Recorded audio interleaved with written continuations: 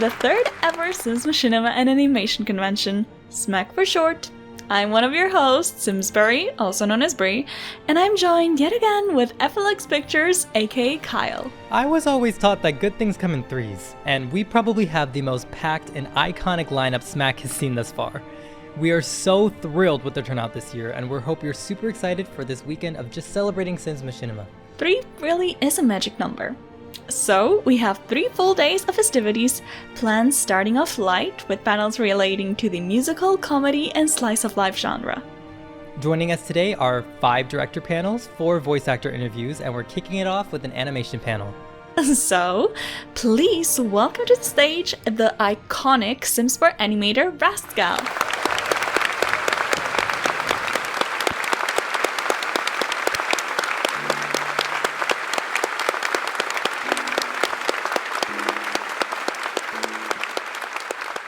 Hello everyone, Rascal here, and I am so excited and honored to be a part of this year's Sims Machinima and Animation Convention. We have a limited time for our panels, so I'm going to jump right into answering all the questions that have been sent my way. Poor Simmer asks, "Hi, thank you so much for all your hard work. What references do you use to create your content? And if you don't use references, where do you draw your inspiration from?" Yes, I do use references when I create my animations. The references may come from scenes I've watched or real-life scenarios I've seen, and most of the time I would record myself reenacting the movements so that I can understand the momentum, the flow and arc of the action that I'm looking for. Irony asks, "Could you please create a Machinima story? Thank you and have a nice day." Thank you so much for this question, love, and I hope you have a nice day as well. I'm currently working on 2 projects titled IDK and Untold Children of Cherish that I'm hoping to share with you all this year. So please stay tuned. Corey R asks, "What makes you inspire from your own animations, like TV shows or a movie? Like you have many ideas or you get thinking before you make the animations from request or on your own?" Yes, I do get inspired from TV shows and movies, live action and animated ones alike. I also do get ideas while I'm writing or working on my own projects, as well as ideas in the form of requests and suggestions that I receive from others, which I appreciate so very much. Have you ever considered animating for The Sims 2? Why or why not? Yes, I have actually. I love The Sims 2, and I still play the game to this day. I have characters that I play in a save file that I would love to see come to life with custom animations. Are there any particular motions you dread being asked to animate, like fighting, walking, etc.? There are no animations that I particularly dread so far, I would say, but there are some that do take more time to make than others. The more dynamic the animation is, such as walking, fighting, or explosive gestures, it would require more parts of the rig to move and more details to add and pay attention to. Do you have any tips for both beginners and more advanced animation creators? What are your life-saving hacks while animating? I'll do my best to answer this one, since I consider myself still learning and improving as well. So for beginners, practice, patience, and don't compare yourself with others. It takes time and effort to learn and develop a new skill. If you're consistent with yourself, I guarantee that you'll see improvements along the way, and you may even learn a few tricks of your own. And please be kind to yourself during the process. For advanced animators, always be open to learning new things and expanding your knowledge. You may find newer ways, new tips and tricks, new hacks that can be helpful for you to work more efficiently and allow you to tackle on more complex and broader projects. As for personally, a life-saving hack I learned was when I was able to simplify the process of creating the movements I want to make, as well as utilizing the graph editor. How do you feel when you see your animations in Sim series? Oh my gosh, beyond happy and just so very honored. The first time I saw my animations in a Sim series, I squealed and I cried a little because of how moved I was. It brings me so much joy when my animations are able to play a part in bringing a scene or a story to life, even if it's just for a short while. Hi, I was wondering, how do you make your animations so fluently? They're all so beautiful. Hi love, thank you so much for your kind compliments. I would say in Blender language that setting and pacing the keyframes and utilizing the graph editor has really helped to achieve more fluent movements. Hello, I love your animations and how much personality they give the characters. Do you have any tips when it comes to animating facial expressions? Hello love, thank you so much for your kind compliments. A tip for animating facial expressions would be to always have a mirror next to you. Your own face can be a huge helpful reference. Act out the expression or the dialogue in front of the mirror and pay attention to all the muscles on your face that are moving to show that specific emotion. Understanding which muscle or bone to move is so helpful during the animating process. What's the most difficult part of making an animation for you? I would say detailing. Working with eye movements, facial expressions, and fingers usually takes more time, depending on the emotion or nature of the movements that are required for the scene. Your animations are so seamless and realistic. Do you have any tips for anyone who's just getting into animation for how to get that realistic look? Thank you for all the work you do. Thank you so much for your kind compliments, love. A tip I could give you would be to watch and learn from a lot of references. If we're aiming for a realistic look, then we will need to have references that have realistic subjects to observe. I watched a lot of live action series to help me learn the elements of realism I wanted in my animations, especially the expressions and flow of how the body moves. The Sims is known for its quirky and humorous animations. How do you inject personality and humor into your animations? The animations I work on are more toned down by nature since I aim to have the movements look more in the realistic side. So I feel like the humor aspect portrayed in the animations I make wouldn't be from the exaggerated movements demonstrated by the characters, such as seen in the Sims games, instead on more playful and friendly in types of gesture. Like, say, a character smacking the back of another character's head, holding back laughter, or rolling their eyes away. Are there any specific animations you've worked on for The Sims that you're particularly proud of? What made them stand out to you? This is a great question. Thank you so much. I love the animations that have been commissioned to me. I feel like I've been able to learn a lot and improve my skills every time I work on them, since they're all so unique. Thank you so much to everyone who has commissioned me and allowed me to help bring your amazing visions to life. Some of your animations have become paid. I would like to buy a subscription to Patreon, but unfortunately in my country it is impossible to do this due to sanctions. Have you ever thought of creating a Boosty account with animations?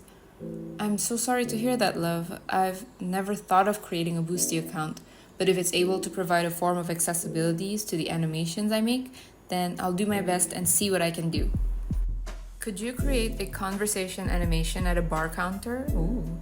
For example, two Sims at the counter with a drink in their hand or without, conversing, perhaps gesturing with their hands a little or shaking their head as if in agreement or disagreement.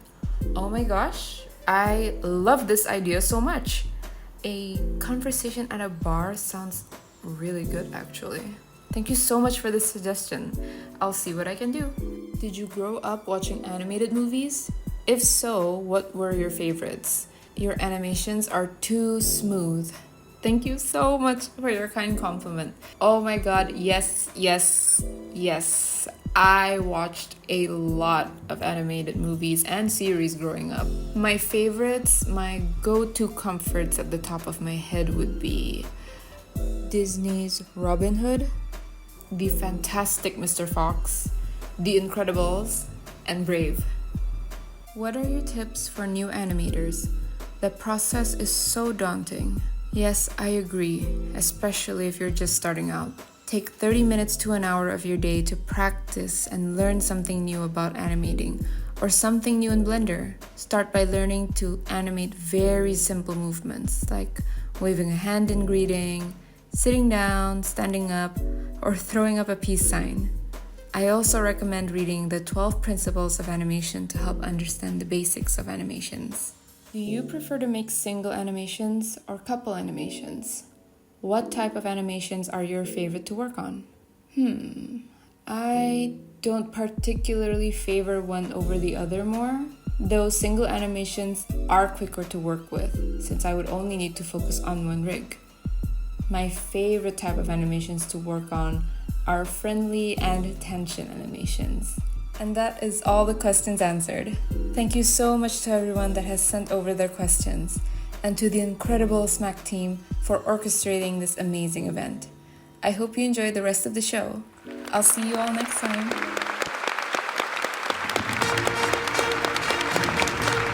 Stay tuned. SMAC will be right back after the break. Coming up, a look at Partners in Crime with SOVASIMS. And after, an interview with A Little Voice.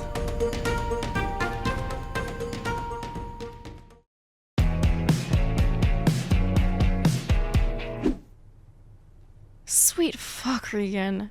You are so damn cheesy. Incredibly cheesy in the best way possible.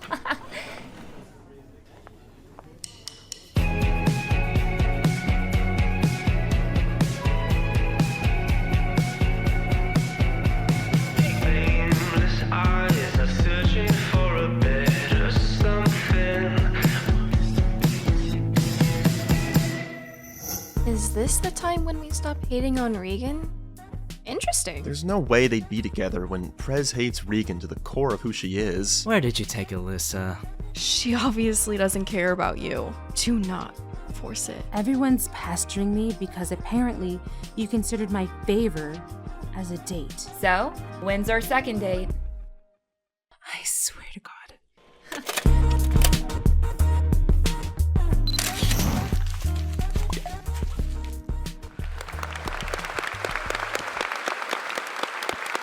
Hello, it's SOVASIMS, and I'm the director of Partners in Crime. I'm participating once again in the SMAC convention to answer the questions you have left for me. When it comes to writing comedy and romance series, do you find it hard to differentiate between characters who share the same traits? Also, what inspired this story in particular? When I have two characters that share the same traits, what makes them different from each other are their backgrounds or the meaning behind those traits that most of the time have a reason for my characters to be the way they are.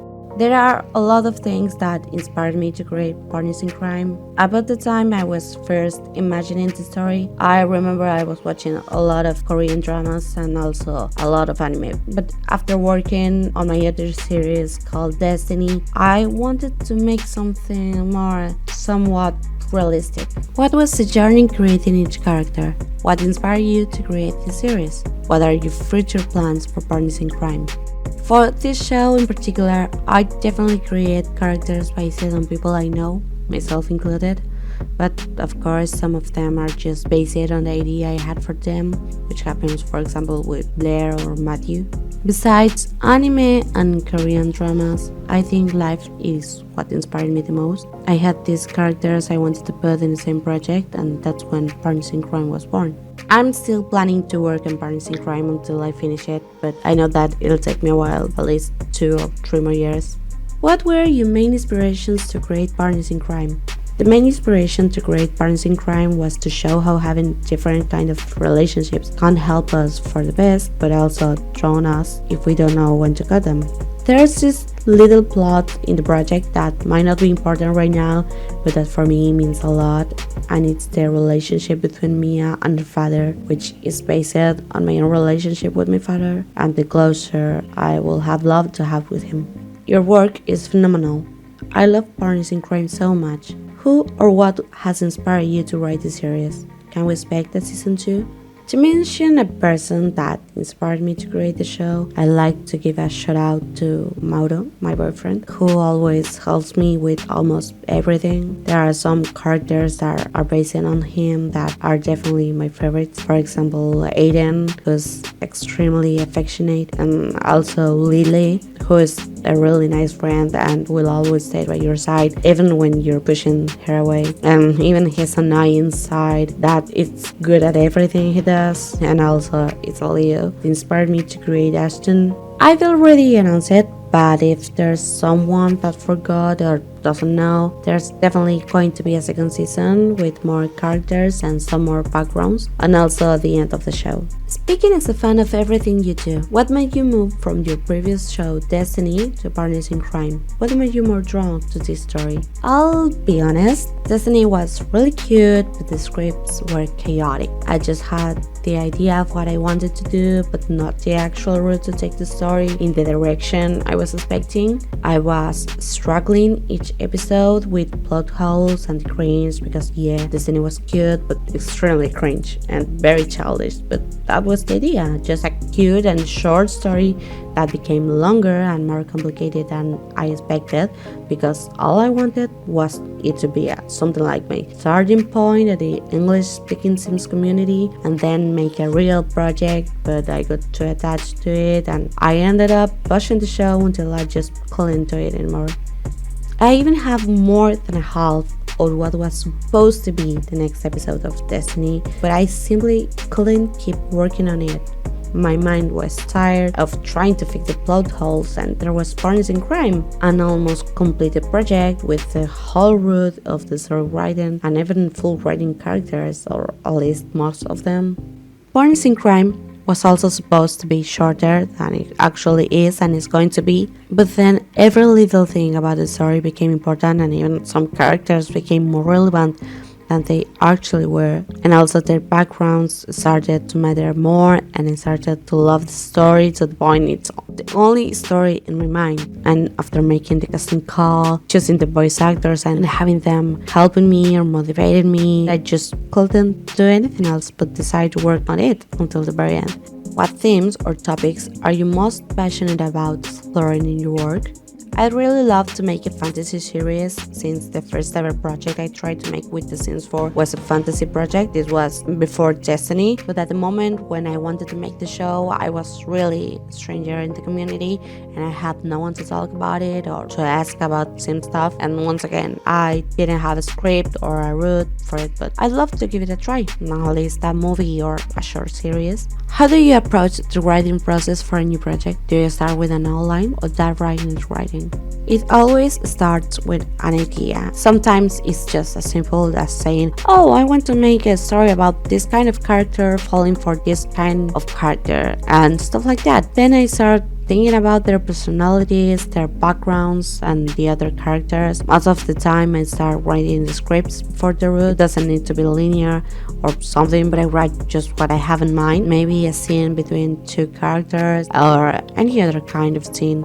What happened with Partners in Crime was that I was writing every episode one next to another, and the story was just flowing as if every single little thing was planned, when that wasn't the case at all. There were no plot holes, and I felt like my fingers were moving on their own, writing a story I hadn't been told instead of my brain, because even I did get surprised with writing some stuff. With the scripts of the second season, it changed because I had to start tying the threads and give it a closure, but the idea of what then is going to be was always there, even since the idea of the show did cross my mind.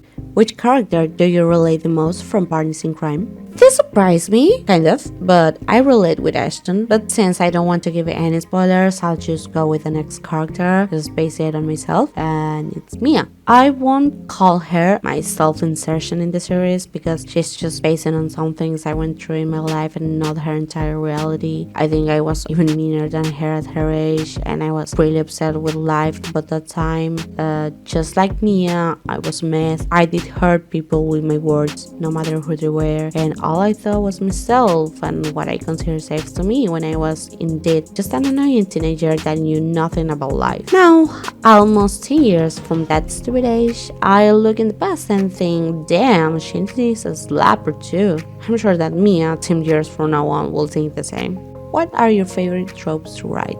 I'd love to say that enemies to lovers is my favorite trope, but I'd be lying. I would love to make at least a project of each of them, such as friends to lovers or even a true enemies to lovers. Since I don't really think that Partners in Crime is an enemies to lovers, as both a writer and a director, how do you balance the creative aspects of storytelling with filmmaking? We know that filming in Sims is a completely different world from filming in real life, because in real life we can give the actors instructions and also we don't need to manually move them to where the action is happening, and the most important thing, you are not alone. But with Sims, you are on your own. You film your own things and edit your own thing, and at least I, even while writing scripts, I think about what animation I'm going to use, or if it's something possible to do in game or not. It's definitely something I have to go through, because otherwise I'd be lost. What do you think is the most challenging aspect of filmmaking/writing? The most challenging aspect of writing and filmmaking is just what I've said before, know what's possible to make in the game or not. Of course, there are people that make the impossible seem or be possible, but I'm not one of those, because I prefer mental health. I just can't write a story about a dragon spitting fire, because that will be impossible to make in The Sims, at least in a realistic way. Can you share a bit about your background and how it influences your approach to directing in The Sims 4? I've been always a creator of cringe, cute, comedy and romance series. Even in my childhood, I loved to create stories and even draw them instead of paying attention in school. Don't do that. Or when I was at home, I will always be writing or even imagining stories. They were my favorite thing to do.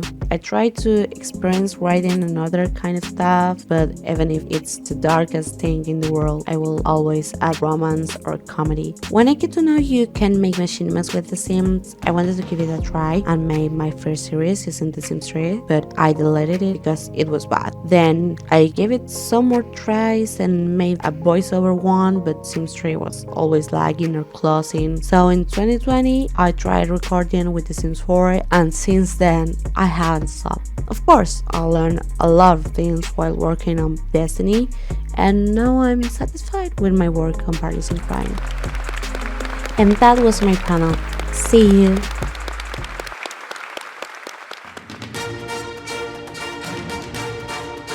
Hang tight, more SMAC after this short break. Up next, A Little Voice. Followed by a panel with director MG Milosh.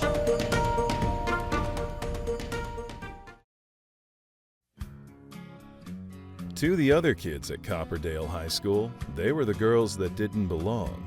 Whatever you do, stay away from them. Why? They're witches. But after years of being on the outside, Why did you lie about me? I don't want to go out with you again. Please, stop. It's pathetic. 4 girls are about to discover the dark side. Whoa, stop. Cut! Wrong movie. What? You can't just rip off the craft trailer. People are gonna notice. Okay. Now show them the real trailer.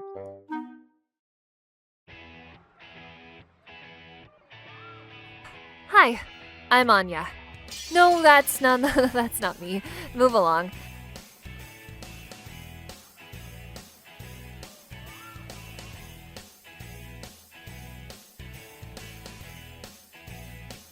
Wait, yeah, that's me. I am the awkward. Shit! Ew, gross. It's not funny!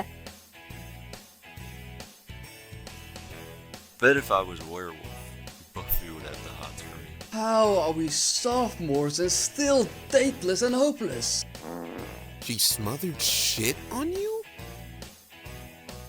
Did you forget to shower this morning? Where is she? You know hexes aren't real, right? This year, we're going on a mission to become the baddest bitches Copperdale High School has ever seen.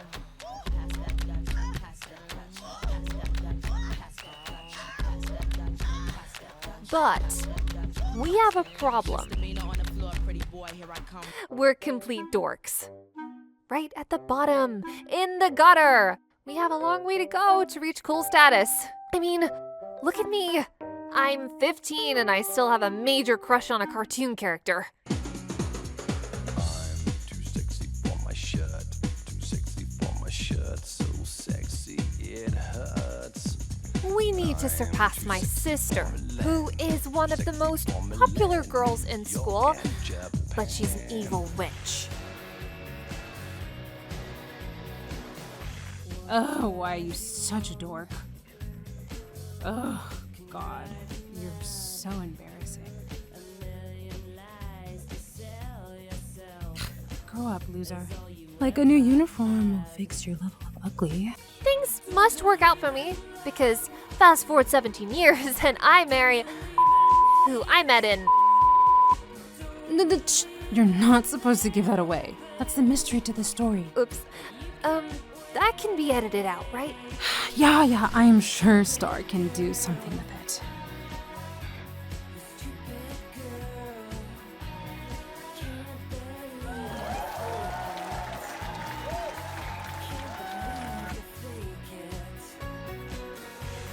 We are the weirdos, mister.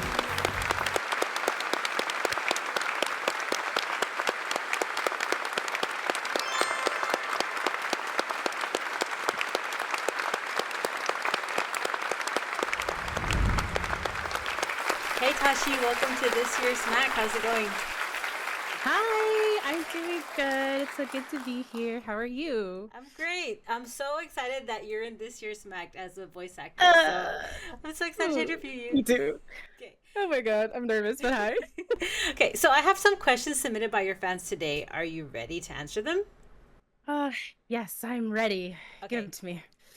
What made you want to start voice acting, and what is your favorite thing about voicing in the Sims Machinima series? How have you been finding the experience so far? Wow. Okay, that is a heavy loaded question. Okay.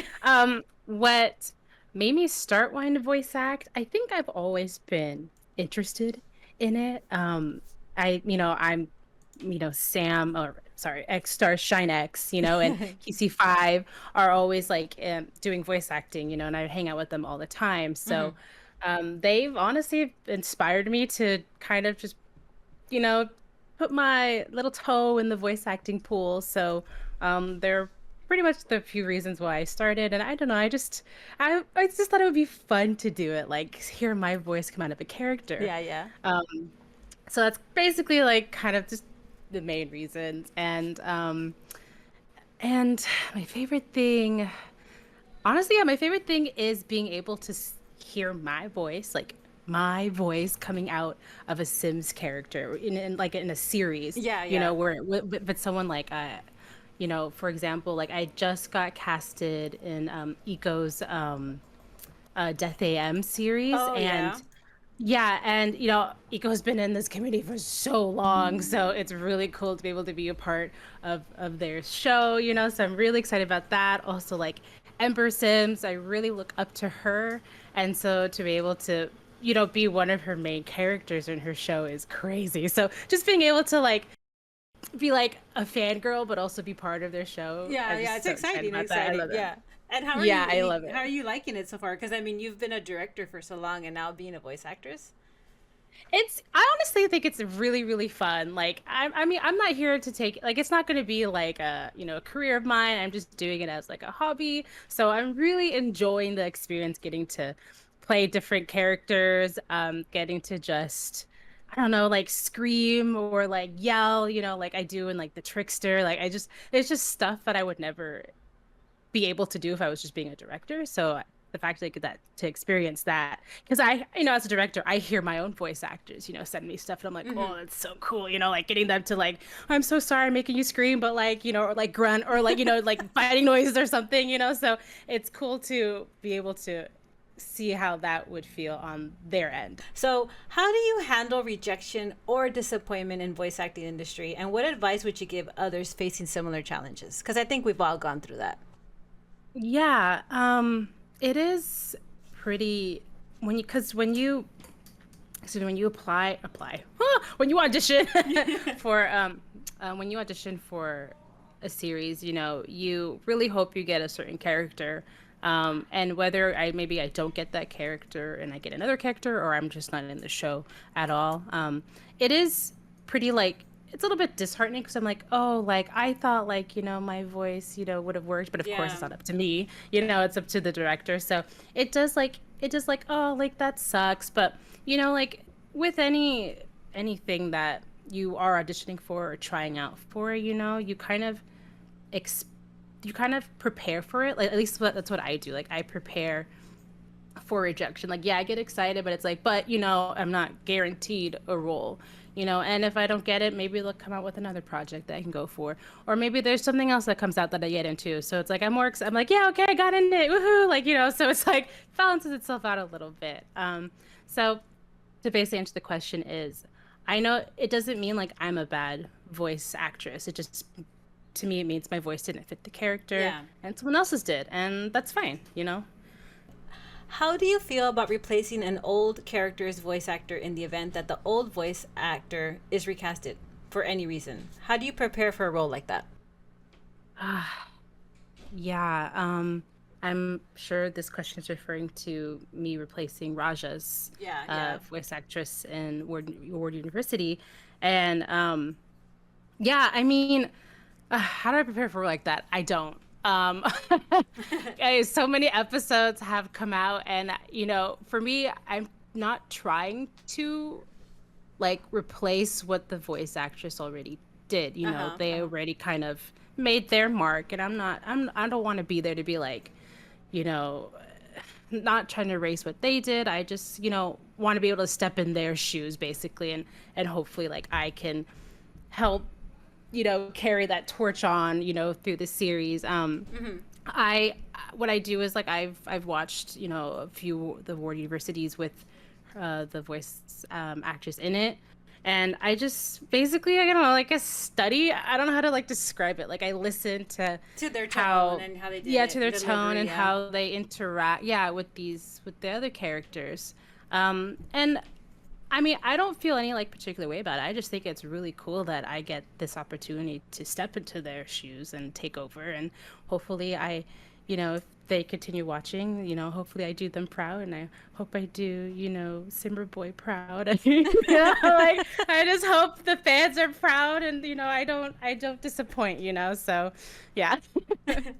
Is there a dream character or a character type that you would want to voice one day? Yes, I want to either I want to be evil. Like I want to be like a villain, I guess. Like that's something I really. I think that's everybody's answer. Like obviously, like I'm not a villain in real life. So like the chance to be able to like portray that, in a character in a show would be so cool. Or just be able to like give me a chance to like scream or something, or yell into the void. Like I'm ready. Like if I need a war cry, like I'll do it. Like I just want to yell. I think I just want to yell. I want to do like an evil laugh or something. Like I'm ready for that. You're ready to deliver all the emotion. Exactly. Yeah. Oh my gosh, and make me cry. I can do it. I can do that. I've heard you in Trickster, right? Where you cry? Yeah. Like I would say that's like, I don't know if that's a character type, but like, just I'll be evil. How's that? Okay, so next question. Are there any roles you would never play? Are there any red lines? I would not be comfortable. Yeah, I wouldn't be comfortable playing any character that's, I guess, very like bullies a lot, that maybe can come across as like homophobic, or something like that. Like I'm not comfortable spewing those words, what someone would say. I just, that's not something that I would be comfortable doing. And I think another is just, I mean, I think that's like the main thing. I wouldn't want to be like a really mean bully and say certain like phrases or words. Like I'm just not comfortable saying stuff like that.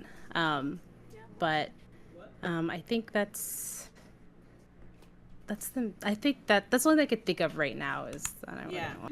Have you ever encountered a particular challenging script or character that pushes you out of your comfort zone?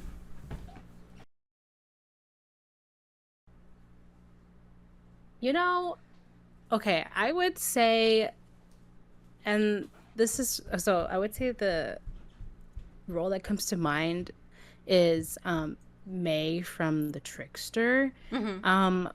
I first, when I auditioned, I didn't know like she would have such a big part. Which that's fine. I love that. That's great. Yeah. But I just mean like I've had to scream and be like scared and like, you know, I have to be scared. And I think that was one of the first roles where I had to do all that, you know, and having to scream in my apartment at the time and hoping my neighbors didn't call the cops on me was was interesting. It was a different experience. So I would say like that's definitely like that started to push me out of my comfort zone because I've never had to ever like scream for a role or anything like that. And then there's a few other roles where I've had to scream and like huff and puff and, you know, being taken away. Like, you know, that's definitely May has opened me up to all that. So she was one of the roles I would say that pushed me out of my comfort zone. And, you know, maybe screaming, you know, huffing and puffing isn't like a big thing, but I've never had to scream for any role in my life. So being told to like, you do really good. Sorry. Yeah, no, like you do really good at the huff and puffing. Yeah, you know, just huffing puffing, you know, and screaming and just being scared. It's kind of hard. Like I have to get myself into a mindset of like, okay, if I was May and, you know, someone was stalking me, you know, and I had to like, how would I act, you know? And so it's just definitely a scenario I would hopefully never find myself in. So, you know, definitely push you out of my comfort zone for that one. If you could voice any one of your characters that you've created in your series, who would you voice? Oh man. I love this question. Yes. Oh man. I have so many series. Okay, I'll think of for Overlooked, Out of Focus, Intertwined. I'll do that. Okay. Overlooked. I think I would have had fun like voicing Brianna in that series. You know, I just feel like I'd be the fun, like weird best friend. You know, I just see myself in that, which comes to Out of Focus, where I would love to play. Oh my God, her name is missing my brain. Elena. Elena, yes. Elena, yes. Is that her name? Yeah. Oh my God, I can't remember my character's name. Or Hannah. Oh, I would have loved to play the really like shy, you know, like like I would have loved to try doing her. So definitely those two. I could not voice Cadence. Sinfonito does a great job with her, and I cannot surpass the queen. And in Intertwined, ooh. We have so many good characters. Oh man, I don't know who. Everyone does such a good job. I don't know even who I would want to. Oh my God, I don't know. I think I would, for fun, because bless Sam, she does a great job. But I would want to try Elle for fun, just for fun. Yeah, just for fun. I don't want to take anything from her. That would be a fun character to play. Yeah. That would definitely be fun. But I also feel like I would want to try Maxine. But again, the voice actors that play these characters, bow down to them. I can never do what they do. But I would love to just try. It'd be fun. I'd like to just see if I can do it. Yeah, exactly. Yeah. So next question. Last question. This is my favorite. So it's Kiss, Marry, or Kill between Lily. Oh, Lord. Lily, May, and Raja. Oh, wow, that's an evil question. Okay, and they're all such good characters, so it's like, yeah, what? You can't really like say this is a mean character and just easy kill. No, it's not. Wait, what do I do? Can I just kill myself? And You cannot do that. It's not allowed. Everyone else lives. Okay. Shoot. Okay. Oh, but May's a mom. Oh. That's hard. Oh, that's tough. evil. That's Oh, tough. no. Oh, man. But then Lily and then dude. Oh my god. I think I would say I would marry Lily. She needs it. She needs love. She needs love, and she's so precious. And I love how spunky she is. I love her. Oh my god, then Lee's kiss and kill. Oh my god. Oh, I don't know if I can. Can I? I don't know if I can kill Raja. No, that's me. But I think of ways like May might be already, dead. So if I just kill her anyway, maybe that's already her fate. I mean, I don't know, but like maybe that's her path. But then she has a kid, and then oh my god, I couldn't do that. Wow, this is evil. It is. It's such an evil question. Oh my gosh. This one's gonna be canceled.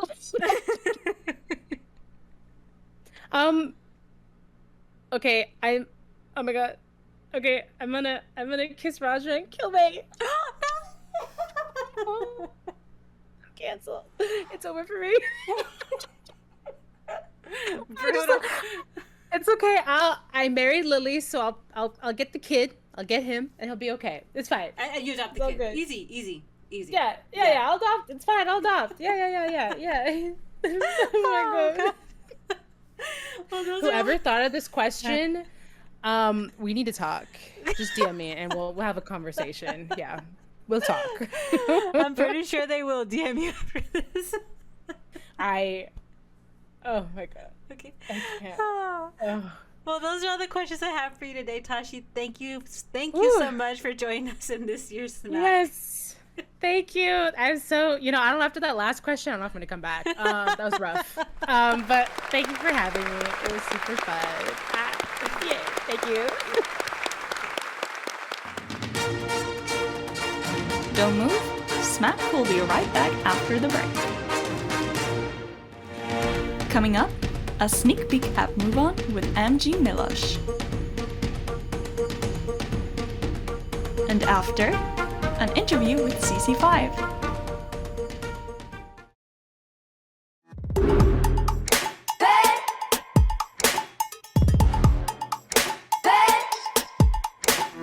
You know me, I'ma keep it poppin' like a hit machine. You know me, I'ma put the fire on the gasoline. Get busy.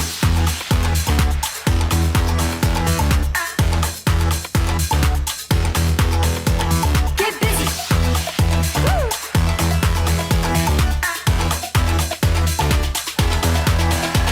Get busy.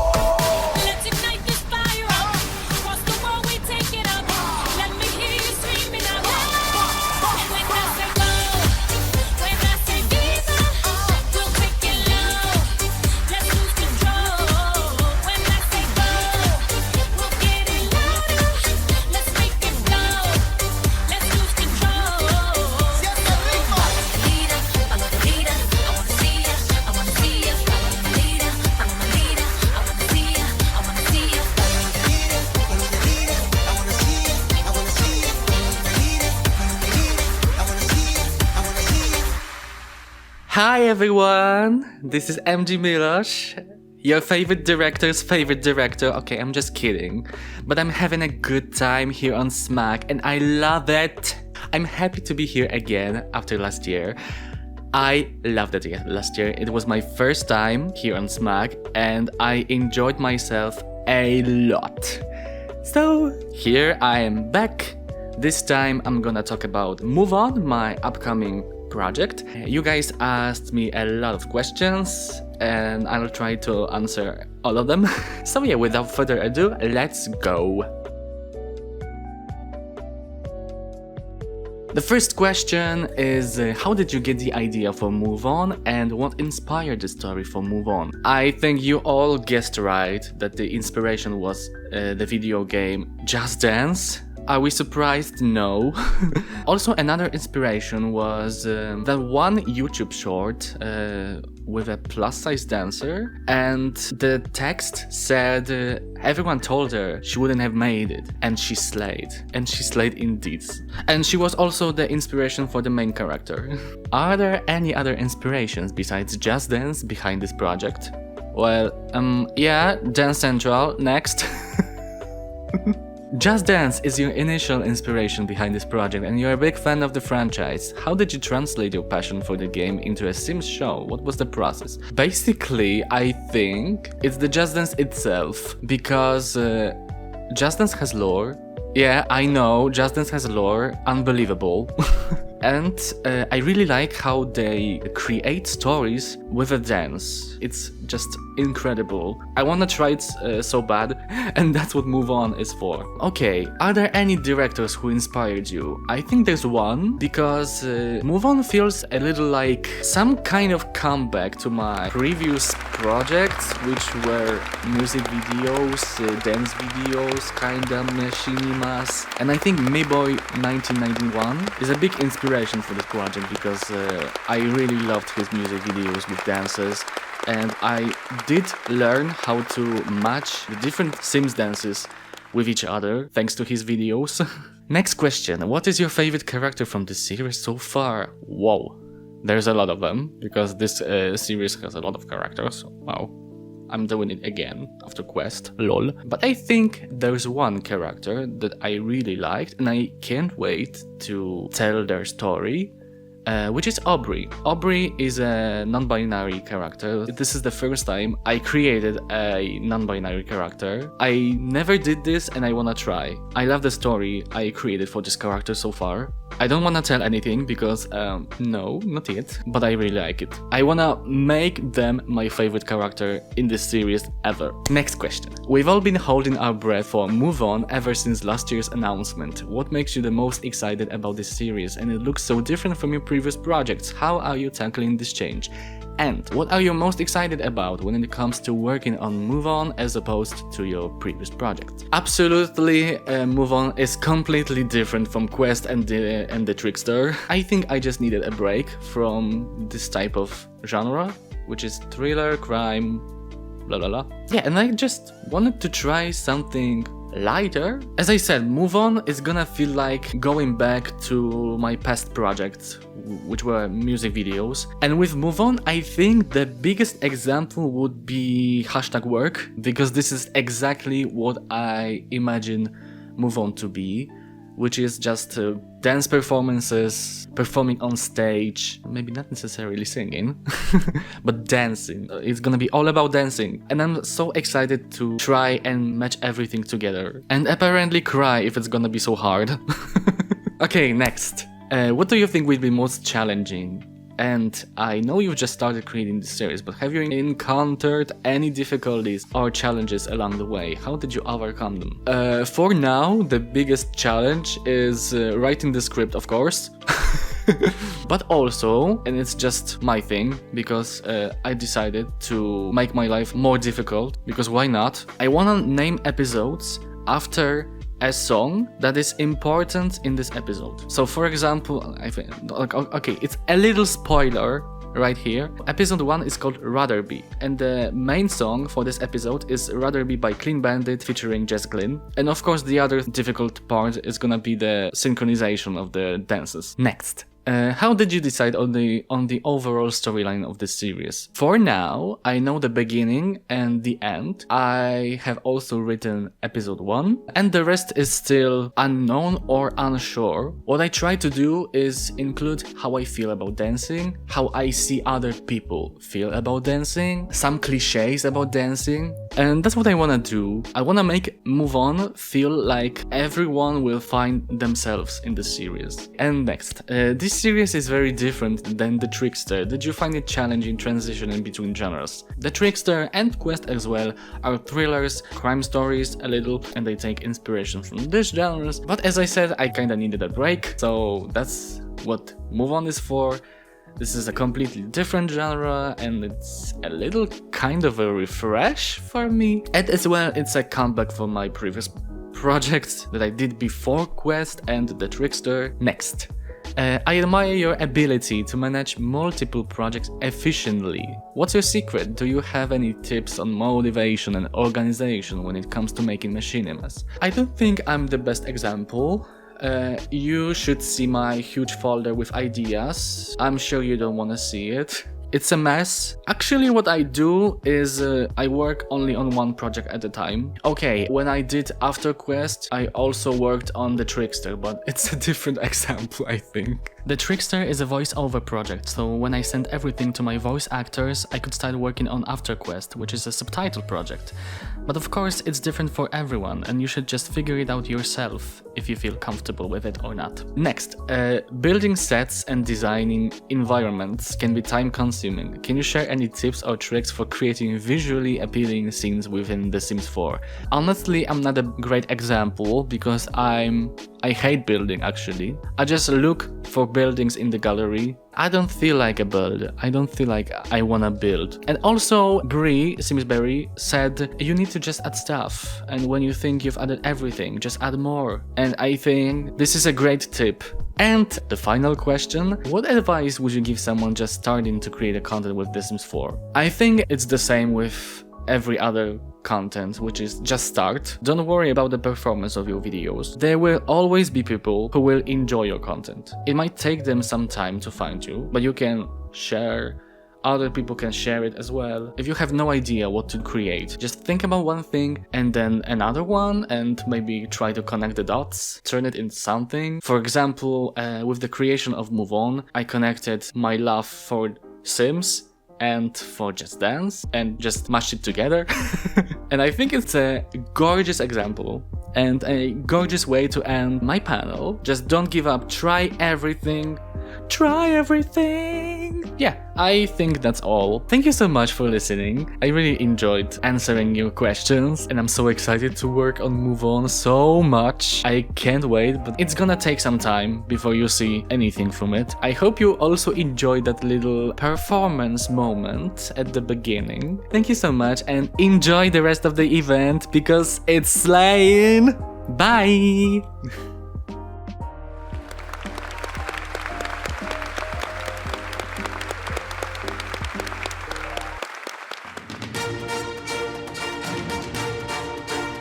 Stay tuned, SMAC will be right back after the break. Coming up, an interview with CC5. And after, FLX Pictures.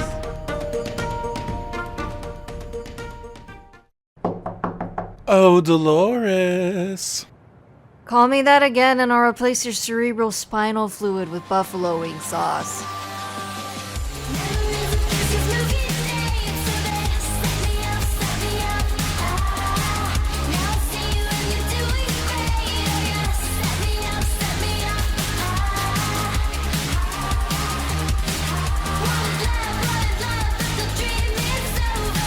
I hate it here.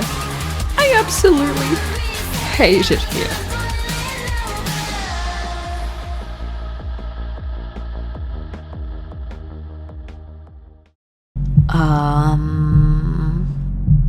Bye.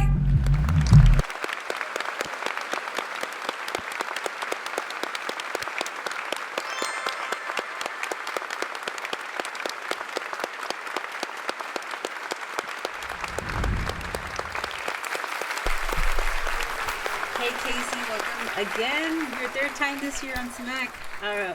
How's it going? It's going great. I know, I'm still around. And we love that you keep on coming back. I mean, you always have like one of my favorite interviews, so it's so fun to get to sit down and interview you again. Oh, thank you so much. Okay, so I have questions submitted by your fans. Are you ready? Yes. Okay, so you are one of the oldest standing female VAs in this community. What has kept you with us, and what are your future plans? I feel like my friends are one of the things that has kept me in Sims. Like, I think if Tashi successfully quit and Sam did too, I think I may fade out as well. I feel like I'm kind of already starting to fade out. I haven't been auditioning as much, but we'll see. Sometimes, like, they might bring me back, they might suck me back in and be like, oh my god, Casey, audition for this, audition for this, audition for this, and then Up next, we sit down with CZ5. here. Afterwards, a Q&A with Let It Simmer. You'd be perfect for this role, so they just suck you back in. Exactly. And do you have any future plans, or are you just kind of rolling with it? I'm kind of going with the flow. I feel like I haven't auditioned for too much this year, at all. I think, like, there's been 1 or 2 auditions for different things, so I'm just kind of, like, being a bit lazy, and then maybe something will catch my eye and I'll try doing stuff again. But, like, I'm in a lot of stuff. I'm sure people are sick of hearing my voice, plus there's so many, like, you know, there's a lot of new talent, too, so it's like... Nah, we can never get tired. I was gonna say give them a chance, but I'm like, they're already good, so it's just like, you know, just, you know, have other voices out there. Yeah. I'm sure people are starting to get sick of mine. Well, we're not sick of you or anything like that. We love it when you audition. Do you have any future roles that you're excited for? Can you tell us about them? What? I'm trying to think. Let's see. There's, I guess what hasn't come out yet is, Sincerely Lily. I was not expecting to get Raylin in that, and I know Tashi and Sam were not expecting to cast me as that either. So I'm excited for that. I think I owe them 2 episodes worth of lines, or maybe 3. I will hopefully get to them by the time this actually airs. Hopefully they'll have them by then. But I'm really excited about that. They're like murder mystery. And also, oh well, I was gonna say Baby, but I have part of it has come out, and I'm in that part. So, what's your favorite and least favorite part about getting to play a character in the Sims Machinima series, and how invested do you usually get into the characters you play? I feel like my favorite and my least favorite. Okay, so I love. I guess they go hand in hand. I love recording the lines, but I hate editing them. Not that I edit them that much in the first place. Like, I don't separate lines. I used to do that for some people, but I'm like, oh, fuck that. I don't do that anymore. Like, really, it's not that much editing. It's like I cut out the coughs, and then I do, you know, like normalization, noise removal, etc., etc. But it's just, I'm just a lazy piece of shit. So I'm like, oh, I hate editing my lines, but I don't even edit them that much. And then how invested I get into the characters I play. I feel like, depending, I feel like this sounds kind of bad, but I feel like it also makes sense. It's like, depending on how big of a role the character is how invested I get. Because if I only have like 3 to 6 lines like in an episode, I'm not that invested, right? It's just like, oh, let me just record these for like 2 minutes and then I'll send it off. Right? Whereas, like, oh, I'm recording for 20 minutes, and I'm like, oh my god, what's happening? What's the character? Because I have so many lines, so I see so much of the plot. Because I also don't like reading the scripts. Because I like being surprised when I watch it. So then, because, like, if I have a bigger role, then I read more of it. So then I'm like, ooh, what's gonna happen? You know? So yeah, that's kind of, like, has a play in, like, how invested I get. Yeah, no, that's understandable. Like, the bigger the part, the more you get to understand your character, as opposed to like 3 lines where you don't really get to know them. So that makes sense. Yeah.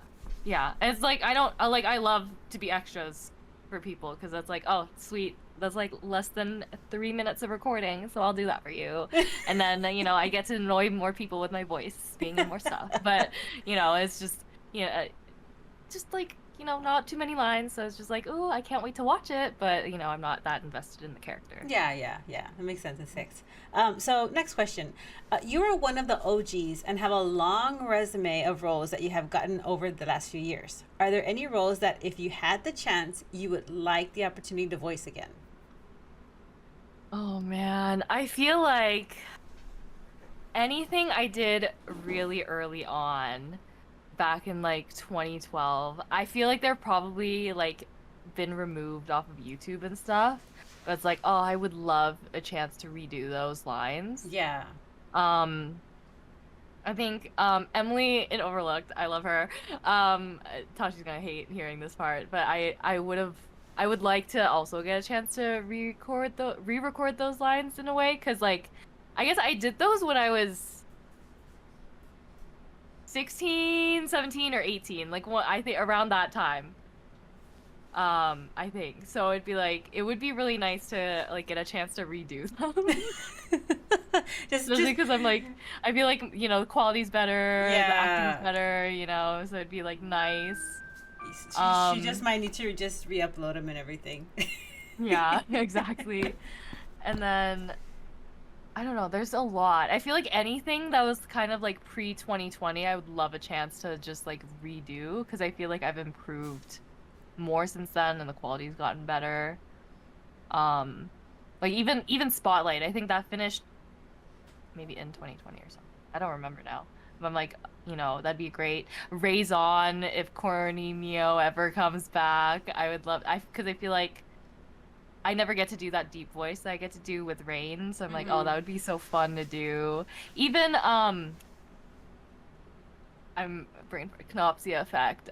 Calypso. Oh. I feel like some of the earlier episodes I didn't find the Calypso voice, and then, you know, towards the end I got it. So it's like, you know, sometimes when you don't have the voice locked in yet, it's like, oh, I would love to redo the earlier episodes. Yeah, no, that makes, to go back, it would be so nice to have a better quality, better experience.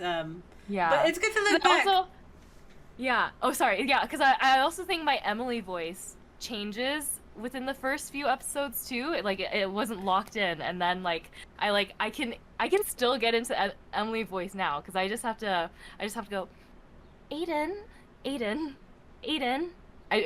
Like that is how I get into my Emily voice, right? So I'm like I didn't have that locked down yet early on, and I'm like, oh, I could do it so much better now. Like I could do it. Yeah. Maybe Tashi will think season 2. I don't know. I know, my reboot is coming. I promise. One episode, Tashi. One episode. Yeah. So next question. You play different characters from the same show multiple times, like Warden University and Super Rich Lies. How do you differentiate between them to ensure that they each have their own distinct personality? Was it? I think it helped for Ward University. I mean, Lori's voice and then Vanessa, they sound very different. Lori's more high-pitched. Yeah. Again, with Lori, I can get into the Lori voice. I just have to say Candy a few times. Like, Candy, sweetie. So yeah, Lori. And then for Vanessa, she has a deeper voice, and usually for deeper voice characters, I try to do them like after I wake up and I haven't talked too much, because it's easier to get into that like deeper voice. Because you're kind of a little bit like waking up and groggy and stuff like that. Yeah, waking up, groggy, So plus they have like very different personalities. I mean, we haven't seen too much of Vanessa, but you know, Lori's, you know, very different from Vanessa, so that also helps. Same with Super Rich Lies. I feel like, as about the Machinima messenger, I just like I think because you know it's supposed to be like Gossip Girl-esque, so I think I watched like a few of the, you know, Gossip Girl clips, and I was like, Machinima messenger here, like I guess doing somewhat of an impression of Kristen Bell, but not really, like. And then Dana. Yeah, I'm Dana. Yeah. You're Dana. Yeah, you're I'm Dana. Dana. You're Dana. Yeah. So, it's just, I feel like it's somewhat similar to my voice, but like, I guess me doing I took over Dana's role later. I wasn't Dana since the beginning, but I've been the Machinima messenger since the beginning. So then I'm just like, I try to make sure it doesn't sound like it's just me twice. Like, I think there's obviously, because it is me. So like, you will be able to tell. It's like, oh yeah, I think that's the same voice, but I try to do it so it's like, oh, that is that the same voice? Like, you try to do like different octaves of it. Yeah, no. Makes sense, I'm gonna try to make sure they're different octaves, and then like if I can change certain aspects in the way I speak between the two, like I just try my best, and I just hope that they're like, you know what, it sounds different enough, and you can keep playing both. Well, you do great in both shows, so it's like awesome that you get to play 2 roles. You have voiced so many iconic roles. Are there any types of roles you haven't had the chance to voice yet? I feel like I have had the chance to voice everything. I'm not good at kids, so you know that's not a type of role that I even try to get. And then I think I'm just me being picky. I don't want to have to do like an elderly type of voice. Not that there are really elderly characters in Sims, but I'm like, I just try to avoid really old characters. And it's not that like, you know, Destiny, I did get to play a hyper role. I feel like I don't get to play enough hyper roles. So it's like, I have done the hyper character, but I would love a chance to do like more of those hyper characters. Because it was like, it's kind of hard for me because I'm not a hyper person. I'm very like chill and stuff, so I'm like, oh, that would be nice to kind of try that again and do it more often. Yeah, that would be fun. So Silva, can you bring Destiny back, please? Yes, exactly. Sophie, bring back Destiny, please and thank you. Another question. Can you share any memorable or funny behind the scenes moments from your time voice acting?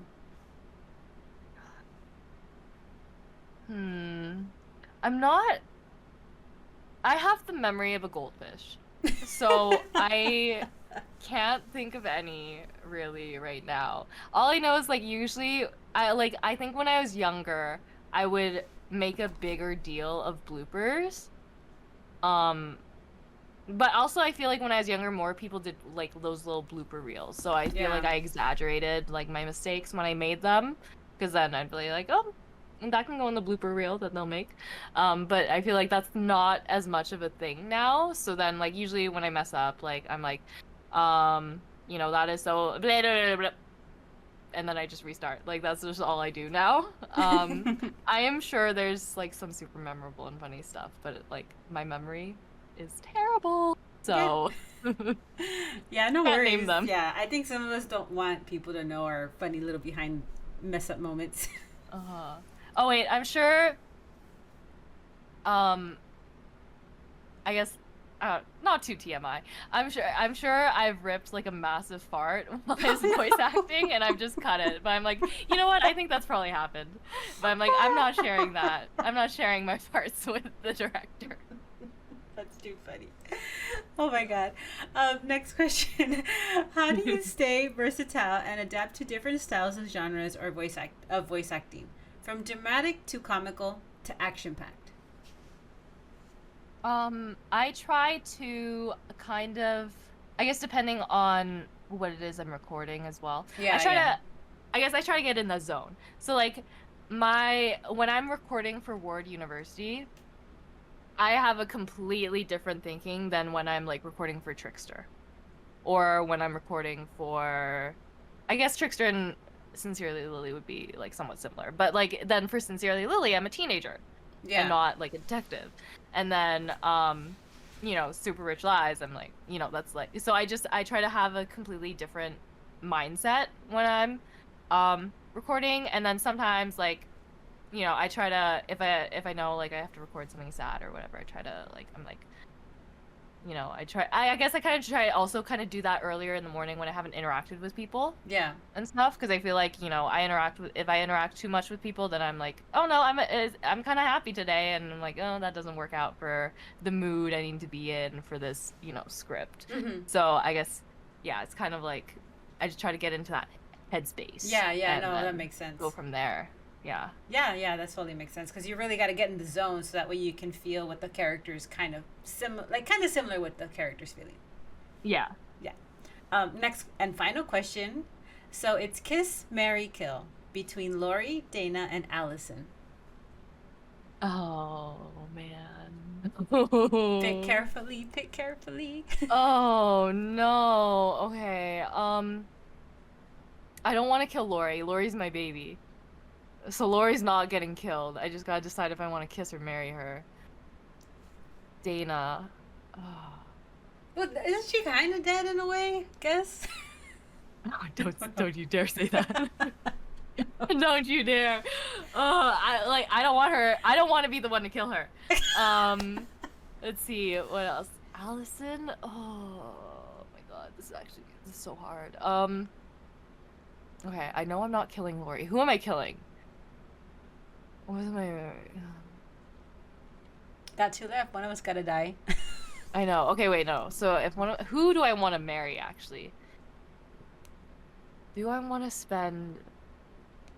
Maybe I'll marry. I feel like, me and Dana. I don't think we get along well.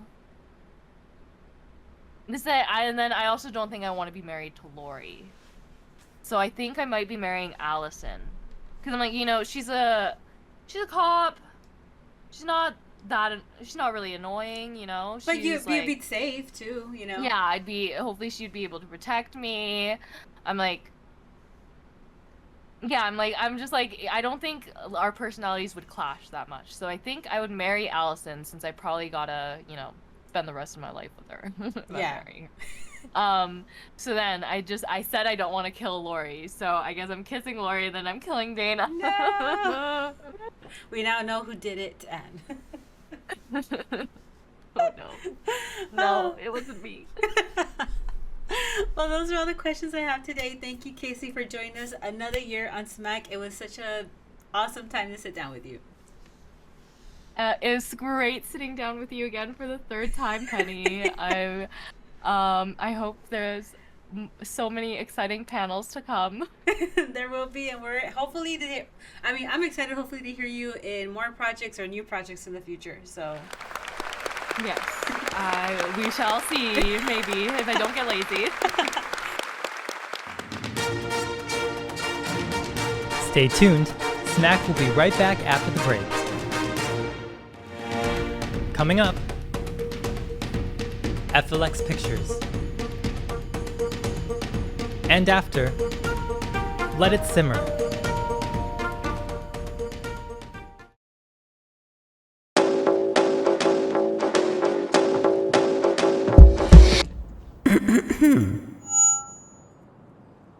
Cut my cake and let's get this started. You're very lucky you're a transfer, okay? You know, your past kind of has a tendency to follow you here at Deer Valley, and yeah. Today, your main objective is to discover you outside of you, while your best friend lives her dreams. Perfect. Sign this for me real quick. You want my autograph? You go to Deer Valley now, Chase. This playground got every type of swing set you could imagine. I mean, what'd you think of that? I'm gonna like it here. Okay, come on, Annie. You can't stop this feeling. You can't run away, baby, and what's on your mind? You can't stop this feeling. There's no escape. No sleep tonight. You won't get no sleep tonight. No sleep tonight. No sleep tonight. No sleep tonight. No sleep tonight. No sleep tonight. No sleep tonight. No sleep tonight. No sleep tonight.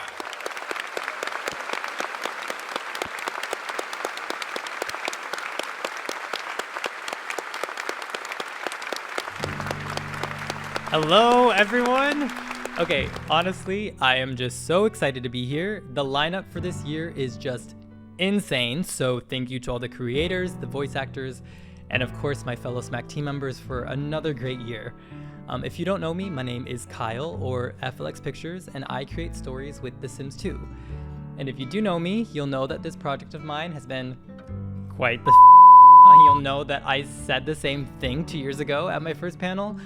Nonetheless, I am just so excited to finally be in a place to announce that Hiding Holiday Chapter 2 on September 14th, which also happens to be the 20th anniversary of The Sims 2. So, I thought it'd be a great way to celebrate a game that has meant so much to me. And I'll also be bringing in the spooky season with Chapter 3 on October 12th, which is a day after the anniversary of Chapter 1, and we won't talk about how long ago that was. Yeah. Hopefully next year I'll be back to answer any questions that you have about Hiding Holiday Chapters 2 and 3, and even more so, I'll be excited to dive back into this world of my superhero series, Flatbush 54. I have not forgot about her, that I started, creating and teasing a couple years ago. Today, I just really wanted to quickly say hi, pop in, and just be a person. In 2022, I wanted to create this new space to connect my stories as well as something I can work on outside of Machinima, because God knows I take so long. Growing up, I spent an embarrassing amount of time on websites like Nick.com, DisneyChannel.com, Webkins, you name it. And I just wanted to create a fun world similar like that to my projects. That kind of gives that same interactive vibe, but for us, I'm in my mid-20s now. Anyway, my website, flx.pictures, was created in 2022, and since then, I've just been building and creating so much from scratch, and it has honestly been the most fun I've had working on anything, I think, ever. And so today, I'm finally excited to be in a place where I can tease a little bit for you. So as Chapters 2 and 3 premiere, you'll be able to go on my Hiding Holiday site that doesn't only include the chapters, photos, video, etc. from the show, but dozens of interactive pages where you can learn everything about the students, the celebrities, faculty, the university, everything Hiding Holiday. So on the Meet the Character pages, you can go through their phones, you can look at their Instagram, listen to their Spotify playlists, read text messages, scroll through tweets, so much more. And then on the Hiding Holiday Deer Valley University page, you can explore the map, you can look through clubs and activities, and even apply to be a future student and choose your major.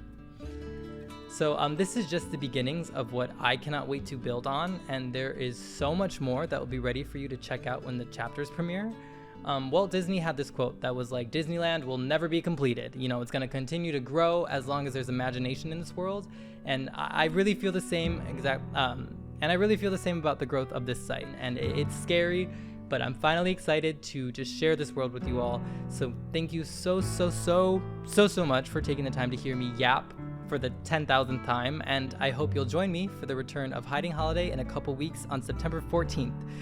So I hope you have an amazing time at the rest of the convention. Watch everything, okay? Yeah, bye.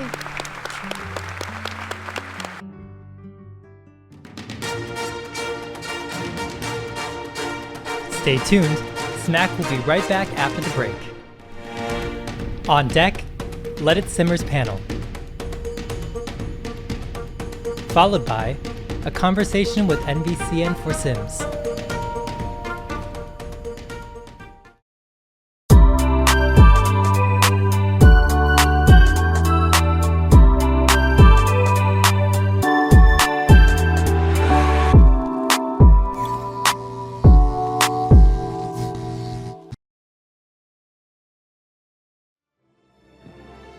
The following program is rated TV-14. Viewer discretion advised. Oh, and there will be a 15-minute intermission where you can go out into the lobby and... actually, sorry. That's a theater thing. You wouldn't understand.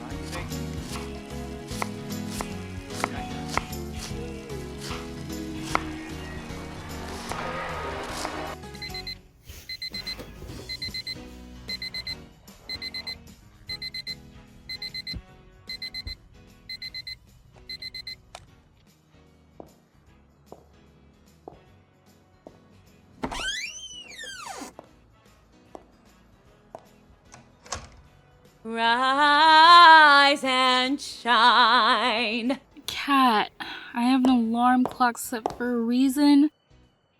Now get out. No can do. It's my baby sister's first day at Brightchester University. Ugh, I'm so excited. I've already planned out our entire year in my head. Now hold on, bitch.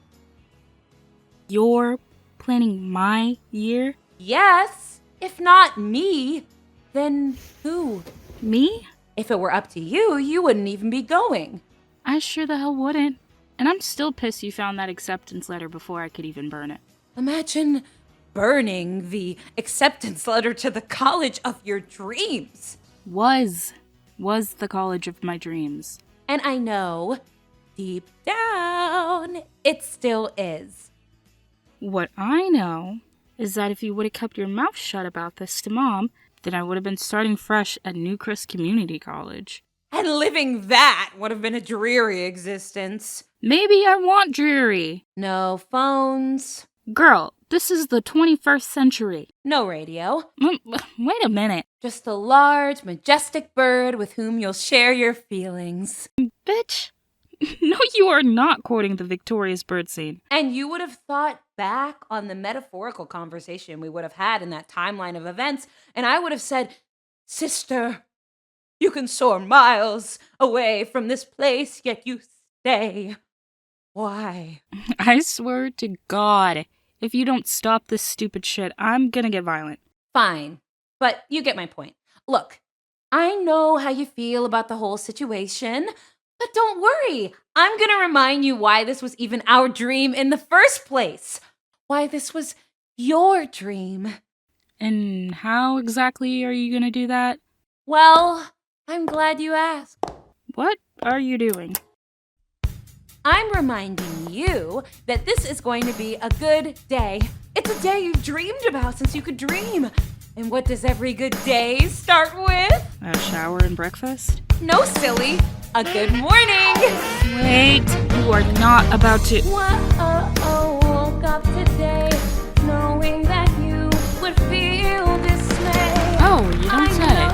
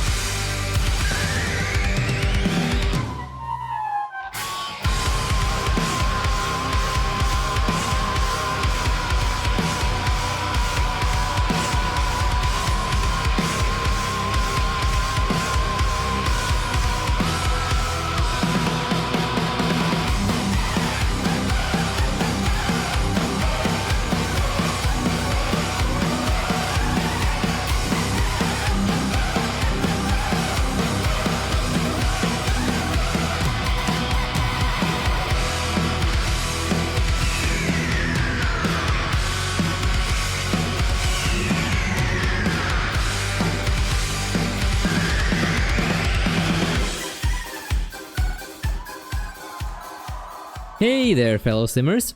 Gessie. The thing. It's cool to be a part of SMAC this year, and hopefully I'll satisfy your curiosity by answering the questions that you've sent to me.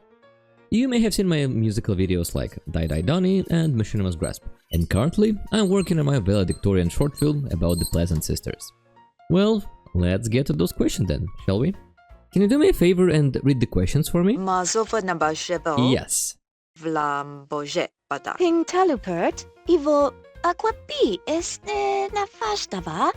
Easy, there'll be other simmers, their Let's Plays, and especially Machinimas. You see, I don't really play with premates in my regular gameplay, and so it's really cool to see what other players come up with. Up to the point when I even steal some of the coolest ideas and make them my own. Wouldn't you agree with me, Dirk? I can't hear you.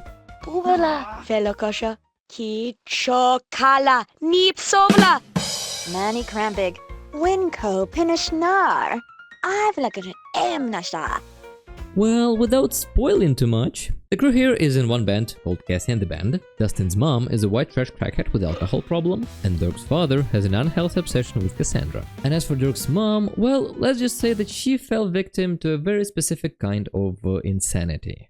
which may or may not have something to do with him being mute. Lapidivnava. Esta bada gordua mina fateva. Esta mo enambantam viva. Currently, I'm so obsessed with the Pleasant Sisters, and by extension, all of the characters that are related to them. I'm really looking forward to exploring why their parents' marriage is not working out, or what the chemistry between them and their boyfriends is, as well as the boys' own lives and their backstories. For instance, I already mentioned Dirk being mute, and I really can't wait to film that prequel. We may also be able to see what Cassandra Goth babysitting the sisters would look like. I think that with her and Mary Sue being really good friends, that is pretty much plausible. The cherry on top though will definitely be the story about none other than Cassandra Goth here, both before her musical and after. I've prepared quite a journey for her. Tana bet sherbet. Esta bada gordua mina fateva. Ah, ushta wondi. Ostavla? It's not a polyplel. I guess everyone wants me to treat their darlings right. Luckily for everyone, the Sims lore is pretty lenient by design. For the most part, the hard-coded canon stuff is written in the form of an open-ended sentences. And so with that much freedom, you can't really go too much off the rails. Besides, I believe that filming machinimas, let alone finishing them, is simply incompatible with not loving the game and its characters. And so I just usually go with my gut feeling and do what feels right to me. Lase, Ontanavi. You gotta have them. To me, it comes down to interpreting the existing stuff in a sort of unique and new way. For instance, connecting Cassandra Goth and music enthusiasm is not a very popular thing among Simmers. But if we take a look at her personality, we'll notice that she has quite a few playfulness points to her, which can be interpreted as interest in music. Other than that, well, I cut the girl's hair. Yo bagalana, crashi, kefanchosa, nabakaniva. Yours is perfect as is.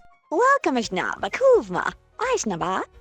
I'm always open to ideas and opinions about my work, so feel free to leave those in the comments under my videos. Winko Pinishnar.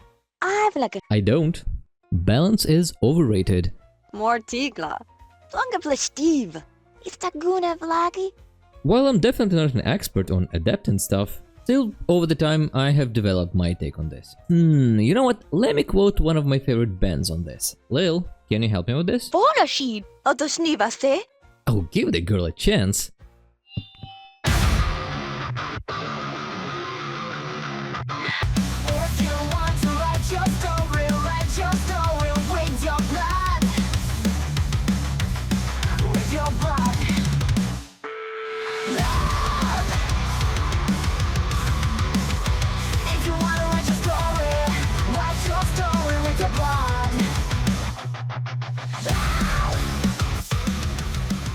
What do you say to that, Gessie? Adashdavi. Eborisi. And the way I understand that line from the song, first and foremost, you should focus on the subjects that make your blood boil or freeze, or maybe a little bit of both. And only then should you start thinking about where pre-mates come into play. And so my philosophy would be, first, have a self-sufficient, interesting, and most importantly, cool story on its own, and only then, as an extra level of complexity on top, should you think about adding some pre-mates that fit the narrative the best. Tinaswa, Sombalapi, Oxa Oxifus. What? Why? Astabolufna Fusta. Yapatikola. Gessie, come on, don't be like this. Anali does Eraza. Bonashid. Now that's the spirit I love to see. Shuba. Kalochoka ya volotubikat. Folofoloka. Kolokachiti. Shklofanoko plekiko. Klamanita. Shifolokom plo kafalonuta sicholo bluki. Lapako. Sita. Kesha blo stamoko loka shikolo mosuflu kalabon. Shombovolo ki flapund. Luku tapufali kashomoda. Well, Kesha blo stamoko loka shikolo mosuflu kalabon. Tu wampal. great job reading that, Angela. Ah, nabila kav. Kobalama. Vlogna poni skana. Tack så mycket för frågan, Annie. You know, the first time I picked up something related to video editing or visual effects was because of The Sims and for The Sims. And it was back when I stubbornly tried to make still images work as Machinima because I had some sort of weird bias towards it. You can still see those works on my channel and my inexperience there just shines through everything.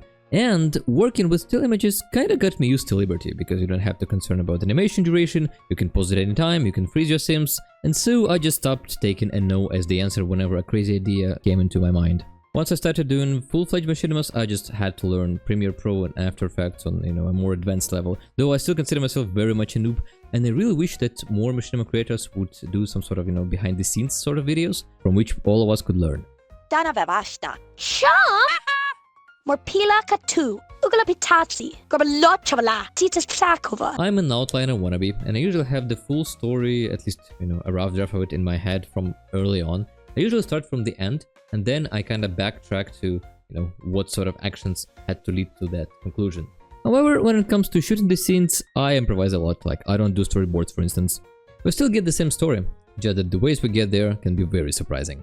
Your kilakusht. Bilaskivala kid. Morpula bala. Absolutely hate CC hunting and everything that has to do with modifying custom content. Just to give you an example, in one of the scenes in Die Die Donnie, Gessie tried to crack Don's head open, and initially she was supposed to be doing that with a baseball bat. Guess what? I couldn't find one. Maybe I'm just terrible at googling.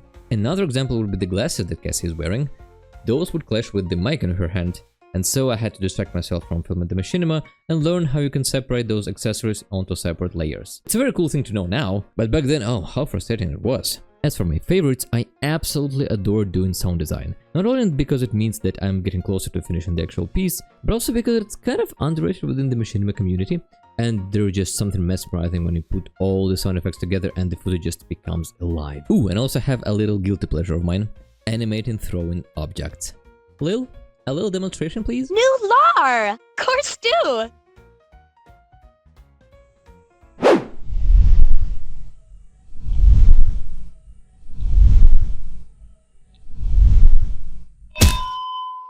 Me garf. Distaso? Vanugua. Oh, frishta! Jamaga, manupalav. Blog na no. Hala. Nah, you can't get rid of me that easily. So, I hope to see you all watching my videos, as well as videos from other awesome creators from SMAC this year. And as for you 5, I'll see you all on set.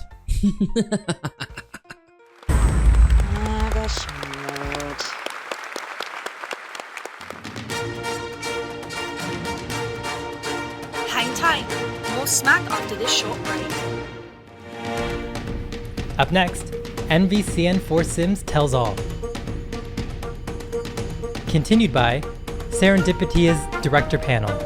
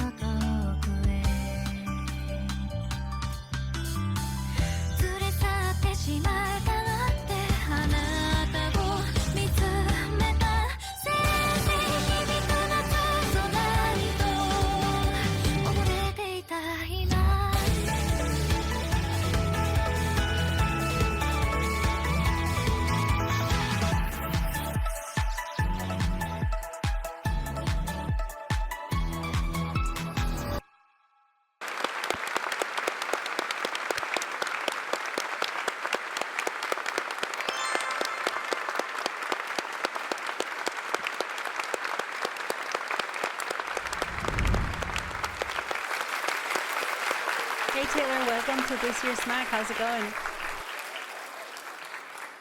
It's going great. I'm enjoying seeing all of the different panels. Like, I love hearing about all the projects that are coming out and the behind the scenes of some of the ones we've already heard about.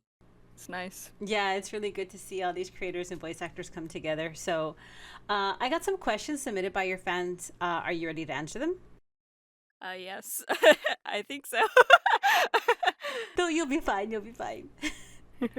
Okay, so how do you approach the process of auditioning for a voice acting role? How do you make your audition stand out? I approach the process by, honestly, I'll read pretty in depth of the projects that I'm considering. If there's not a lot of information on the casting calls, I just kind of like, I'm like, no, I'm not auditioning. There's been a few cases where I've auditioned for things with a little less information on them, but otherwise, I like having a good description to go off of for the characters. I'll usually reread them a few times before I feel like I really have them in mind. And so that way I can figure out, well, one, if I'm going to do a slightly different voice, two, if I'm, just going to kind of change the texture of my voice too a little bit, because normally I'm a little rough sounding. Some characters I want to sound more soft. I think to make it stand out, you just keep in mind like different words to emphasize, your cadence, how you change that up, like the rhythm of speaking. Because if you're all in one tone, it'll come off flat. But if you're also delivering it all in the same like tempo, that'll also be really unnatural. So that's something I keep in mind for making it stand out. Also try to be expressive, but also don't go too far with it, because sometimes it's like you don't want to sound like you're acting, Would you be willing to voice a truly evil character? If yes, why? Do you have your favorite types of characters to voice? Yeah, I would love to voice a truly evil character. Oh, those are fun.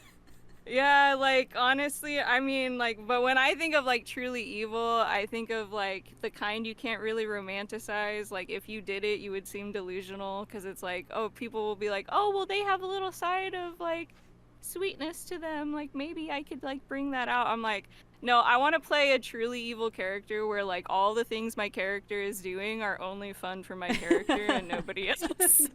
Like, everyone else is just like, how do we get rid of this person? Yeah. Because they're ruining everything. So, I mean, honestly, I think that would be really cool. My particular, like, choices for types of like evil characters. I'd love to play a character that just like completely blindsides people. Like that'd be fun. A wolf in sheep's clothing. And the second part was my favorite types of characters to voice. I would say probably like the more silly ones. Like I have a lot of fun with Lola from Distorted Dreams. I got to be particularly silly with her in part 3, so I hope people will enjoy that when that comes out, because I had so much fun recording her. Ooh, we can't wait to watch it. You have made a huge splash in the Sims Machinima voicing scene. What has been your favorite type of role to play so far?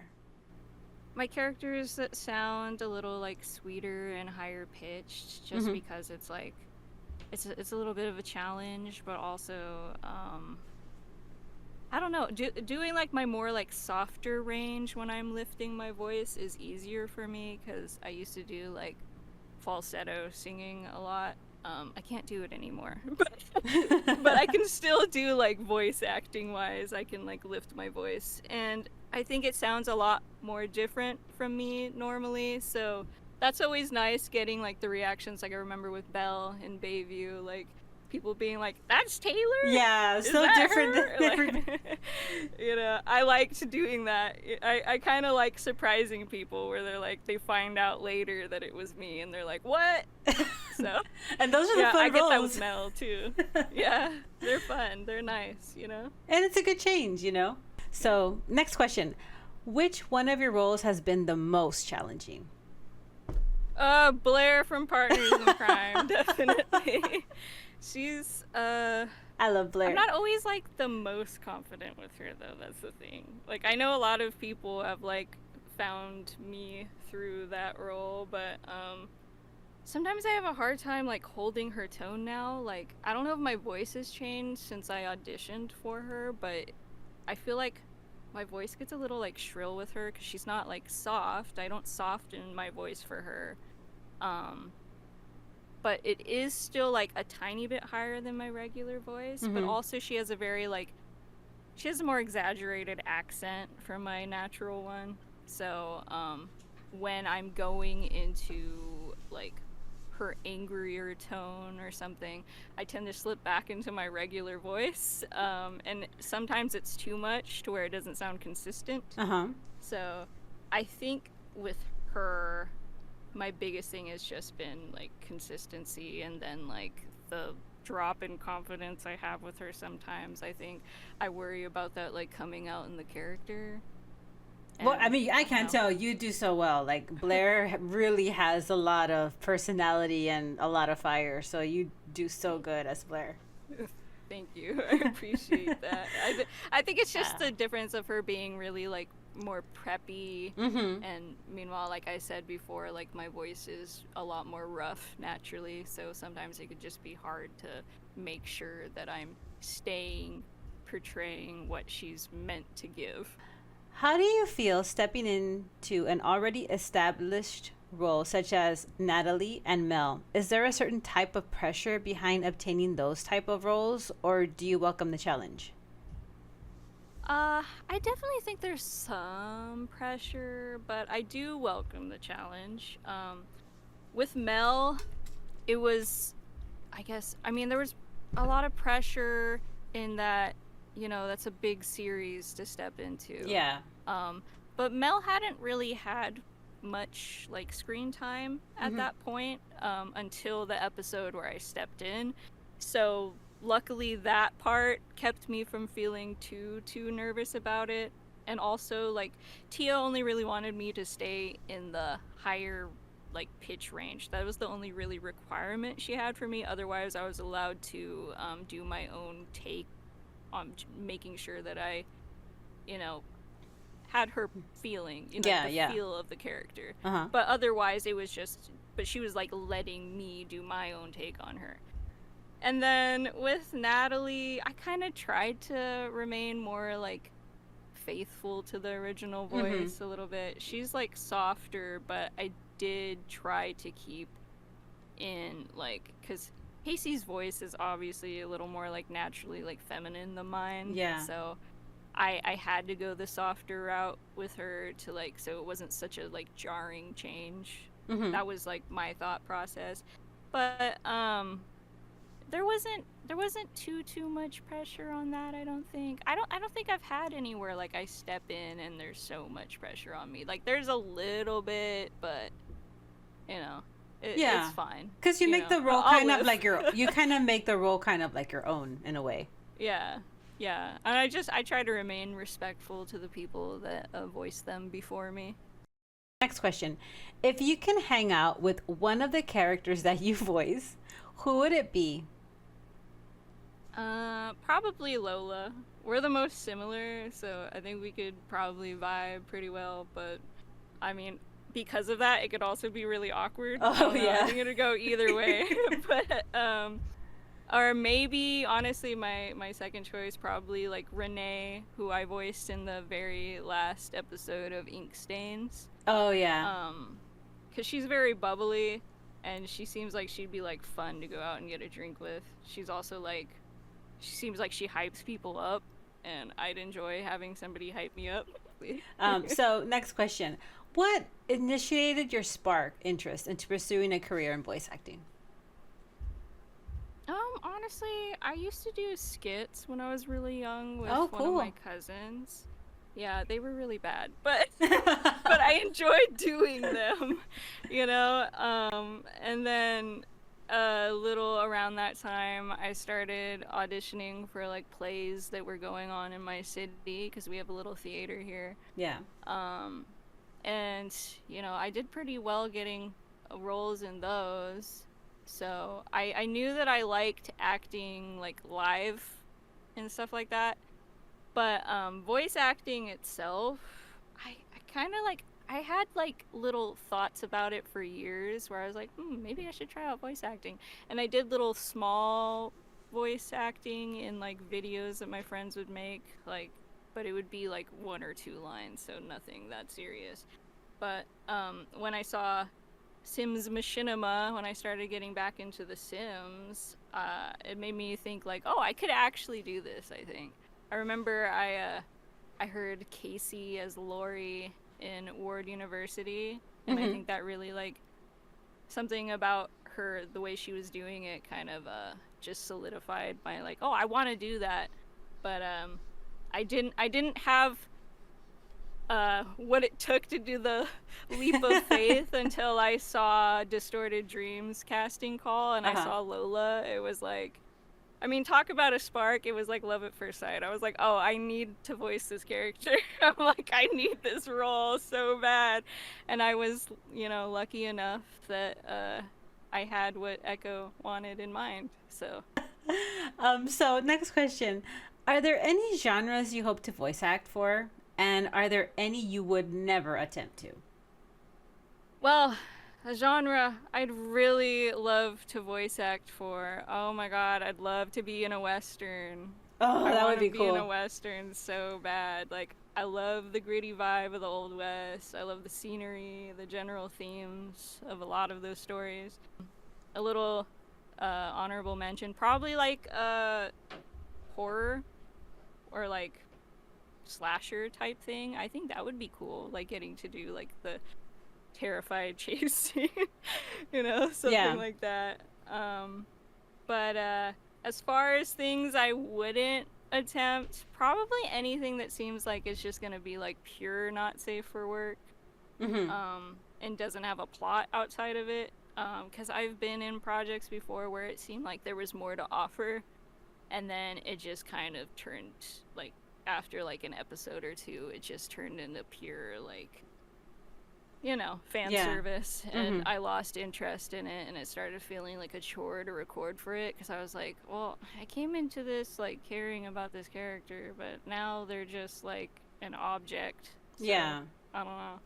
I think that kind of is like the one thing I'd have. I'm okay with spicy scenes. I'm okay with that. But it's just, if that's all there is to it, it's not for me. So, are there any directors you wish to work with as a VA? So, I guess I'll start with saying I'm not entitled to anything, and I don't feel that way. But I kind of have like a bucket list so far, I guess, of like shows I started watching before I got into voice acting, and I like later ended up being in pretty much all of them. The only one that I have left is, I think, Ward. So I guess, like, if I had to say one, I'm like probably Simmer Boy. Miriam seems really cool. Yeah, she's really nice. Enjoy Ward.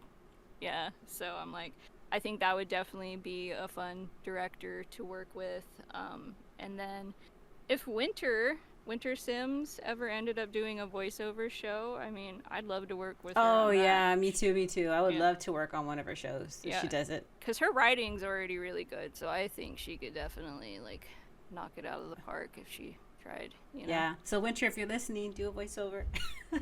Right. I mean, no pressure if you don't want to, but like, I mean, please. So. Okay, so last and final question, which I love hearing the VA's answer. So kiss, marry, or kill between Lola, Blair. Kiss, marry, kill Lola, Blair, and Mel. Well, I'd give Mel a little peck on the forehead, like comforting. Yeah, she needs it. Yeah, well, and two of these characters are still in high school, so I don't feel comfortable like tonguing them. You know, I'm not gonna do that.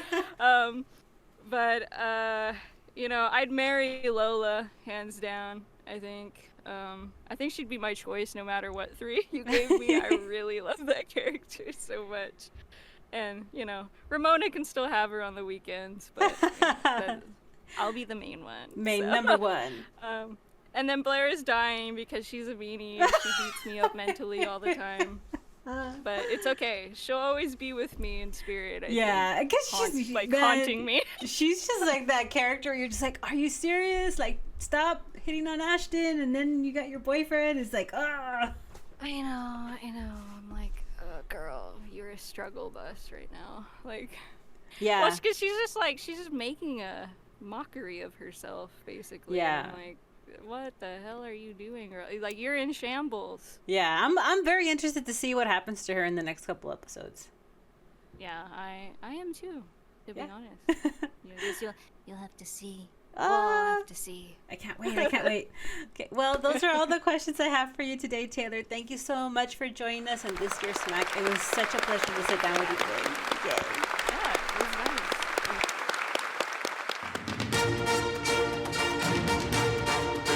Hang tight, more SMAC after this short break. Coming up, Serendipitia takes us to the world of Invisible. And after, we sit down with GARDIPE. 年下なんてダメですか長い髪好きなんですか彼女候補にどういうことが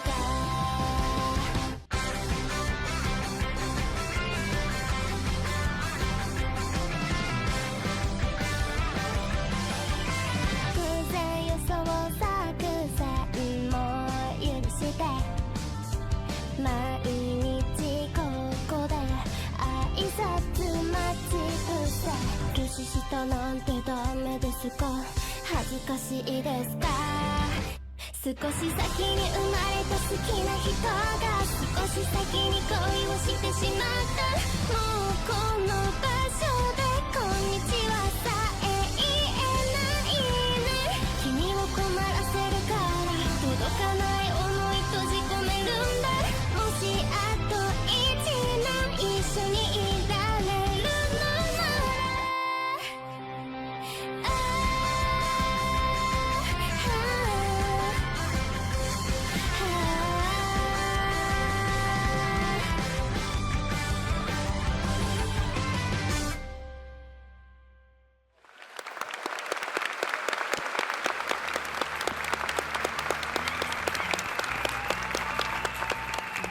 Hi everyone! I hope you're all enjoying the event today and seeing everyone's panels. This is so exciting because I'm just used to watching these and not actually taking part in them, so it's a little nerve-wracking for me. I apologise if I ramble, by the way, but hopefully I'll be fine. So, my name is Tia. Hi. I am the writer and director of a little Sims 4 voiceover series called Serenville Stories Invisible, or just Invisible for short, I guess. I am here today because some of you guys have sent in some questions and I'm going to try my best to answer them, so let's get started. The first question is, how do you juggle the emotional struggles of all your characters in your story? Do you find it difficult to separate yourself from the situations and write logically, or do you write from the heart? So, without including Hannah, there's 14 other students in detention with her right now. So to me, I'm thinking, okay, that's 14 potential neon candidates I've got here, where I need to work on their backgrounds, their quirks, their flaws, and I want to make them feel as fleshed out as possible to make you think that each character is just important as the next, because who knows, they might just be Neon Moon.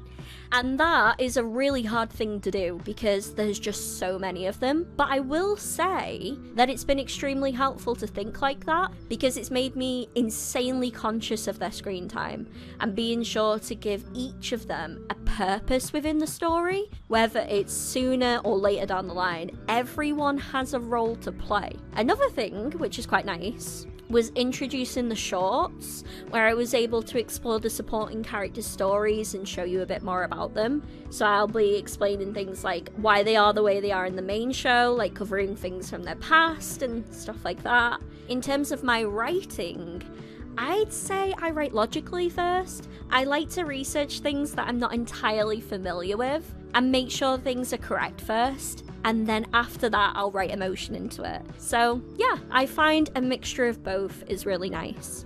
Question number 2. In the last episode, Hannah and Tia had a major falling out. What were your thoughts and feelings whilst writing this conflict?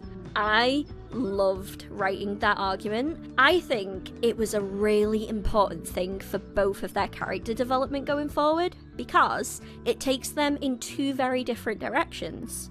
Hannah had kind of placed Tia in this sort of mentor role, as it were. Someone that she looked up to, that she depended on a lot to keep herself from, you know, the isolation of her bedroom. Similar to how she depended on Luna for her own identity too. So it was kind of like Hannah was falling back into these old bad habits again, right? Difference now, though, is instead of her just being ghosted and getting no closure, there was actually someone that challenged her this time and held her accountable for the things that she did, which I think Hannah really needs someone like that in her life, because she is a person that's always been mollycoddled and babied a lot in the past. She doesn't exactly know how to step out on her own 2 feet yet, and having these two characters separated for a little while, I think is going to give them a lot of space to grow, and with how both of them are at the moment, I think it was inevitable that these two are going to clash at some point. They're still friends, but they're going to take some time to do other things for a little while before meeting again. And yeah, that's all I can really say about that without giving away too many spoilers. Okay, question number 3. Invisible has been in your life and our lives for so long, and as fans, we couldn't be more grateful that the show is still here with us. Why, thank you. How do you keep up with the motivation to work on the series, especially considering the extremely high quality, I don't know about that, of episodes you put out? Any tricks to avoid the infamous Machinima director burnout? You know the saying that if you love your job, then you'll never have to work a day in your life? Kinda rings true with this hobby, I think. Because it helps when you really love the story you're making. But then again, there is also a drawback with that too. You'll enjoy making it so much that it starts to take over your life in a really unhealthy way. Like pulling all-nighters to rush an episode out, or forgetting to eat because you've spent the last 8 hours sitting at your desk filming. When it gets to that point, you do risk creative burnout, and that is a really bad place to be, my friends. There's absolutely no shame in coming back to things another day when you're in a better headspace and trying again. I wish I could say to you that I have never been burnt out before, but after releasing my last episode, I actually was. Pretty badly too. Like, I filmed pretty much every day for an entire year, and I just was not doing well after that. So I had to make the decision after finishing the episodes to say to myself, okay, I need to take a step back from this. And that's what I did. Ever since then, I have learned to balance the things in my life and have fun doing other things rather than just doing Sims stuff all the time. So now, as I am filming episode 6, I'll only work on Invisible when I feel like it, or when I'm inspired, because I know that's when I produce my best work. I don't force it or rush it anymore, and if it takes me longer, so be it. Question number 4. Apart from Tia, the character, are there any characters you connect with the most, and which characters do you least connect with?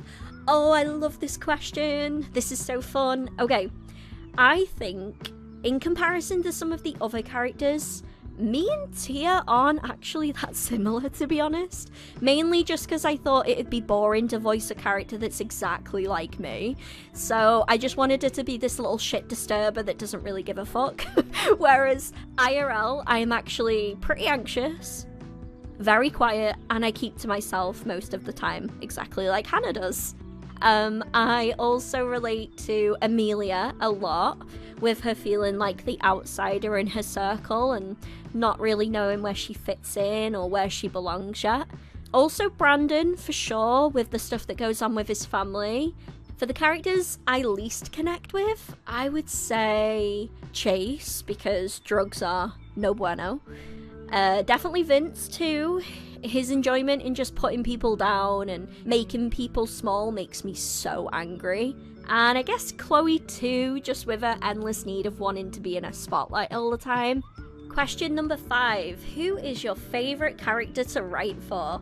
Hands down, it's gotta be Kyle. And you know what's funny too? I asked this question to some of my friends and they were like, oh yeah, it's definitely Kyle. Kyle's your boy. He is the character that I have put the most time into researching into as well. Well, him and Mel, actually, they're like my top 2 research characters, I think.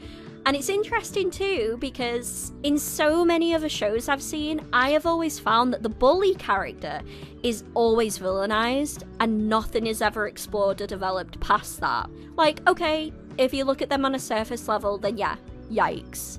Extremely problematic, obviously. But if you actually dig deeper and explore their challenges, family troubles, insecurities, you'll find a very troubled individual that's often been misguided or could be a victim of circumstance. Like, there's just so many layers to explore there. And I love a flawed character. I love a redemption arc. I love characters of power hitting rock bottom and being humbled and then having to rebuild themselves from the ground up. I don't know. I find I just get the most enjoyment when I'm writing Kyle's character and seeing his development and knowing how far he goes. All I want to do is protect him and put him on the right path and see him do well. And I think what's also really satisfying as well is writing a character who's generally disliked from the beginning because they do awful things, but then eventually being able to sway the audience. Like, that's a really satisfying thing as a writer to see. Question number 6. Do you think that the dynamic between Tia and Ferris is romantic or toxic? Can you explore their dynamic for us?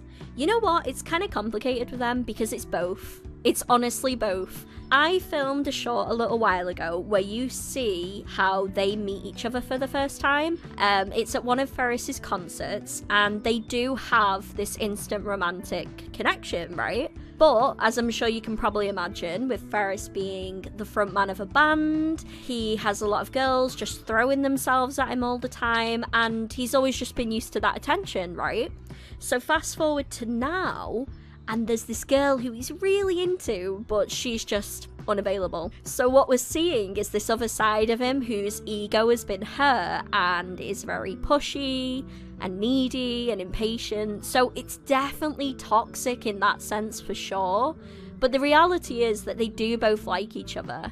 But it's like a kind of right person, wrong time kind of situation. I think if they're able to take the time, maybe create a strong bond as friends first and just be there for each other, then who knows what the future will have in store for them. So question number 7, what can we look forward to for the future of Invisible? Well, hopefully you can look forward to 5 more episodes. There's going to be 10 in total, and that should then conclude Hannah's story. After that, I'm not sure. If I'm still around by then, I would love to do another season because I've actually been leaving like little breadcrumbs here and there in the series now, just in preparation to lead up to a season 2. And that would follow the whole Sky and Vince stuff that's been going on, and Sky would be the protagonist of that second season. So, fingers crossed, we'll see what happens with that. Okay, question number 8. What do you hope audiences take away from Invisible? This is a hard question, isn't it? It's difficult because it's hard to just give one straight answer for this, because I think everyone that watches will probably have a different answer, because there's so many different stories I'm trying to tackle at once, and there's a lot to unpack. But I think it's ultimately about looking past that facade that everyone puts up, and if you pull back the mask, you'll eventually see a person who is struggling and just trying to live their life and just get to the next day in whichever way they can. And that can be kids, parents, teachers. People are flawed. They do stupid shit. And if my show is able to help you open your eyes a little and allow you to, you know, look past all that surface level stuff and make you a little bit more aware and patient and conscious, then I think that's a beautiful thing. So, yeah. Alright, that's me done. Thank you very much for sending in the questions. I hope you enjoy the rest of the event today and checking out all these panels. It's such an exciting time. I hope you enjoy it, and I'll see you guys soon. Bye! Have fun!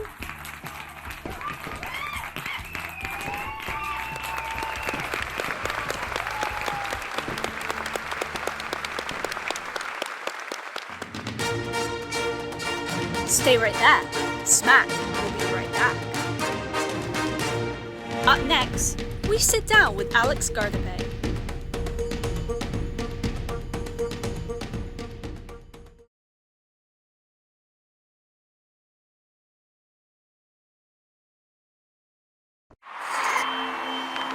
Everyone knows everyone, and everyone is friends with everyone, as long as it's convenient.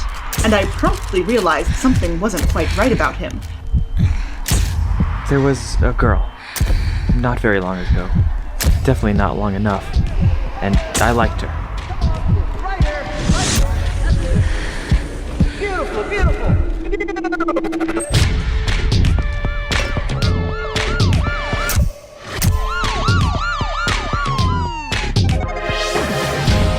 Welcome to Ward University. If you're here, that means you're already one step closer to making your dreams come true.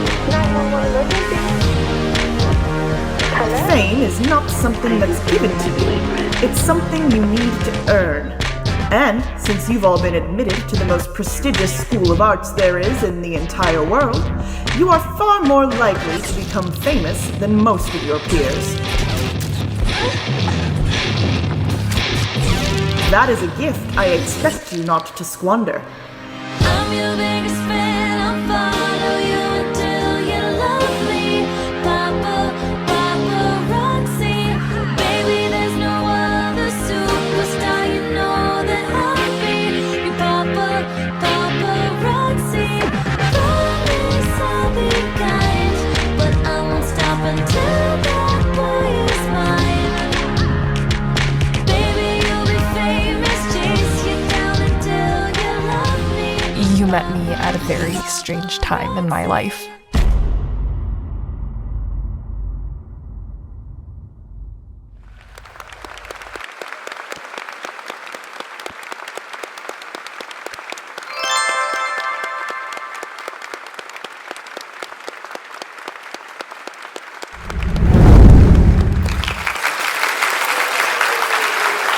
Hey Alex, welcome to this year's SMAC. Thank you for joining us this year.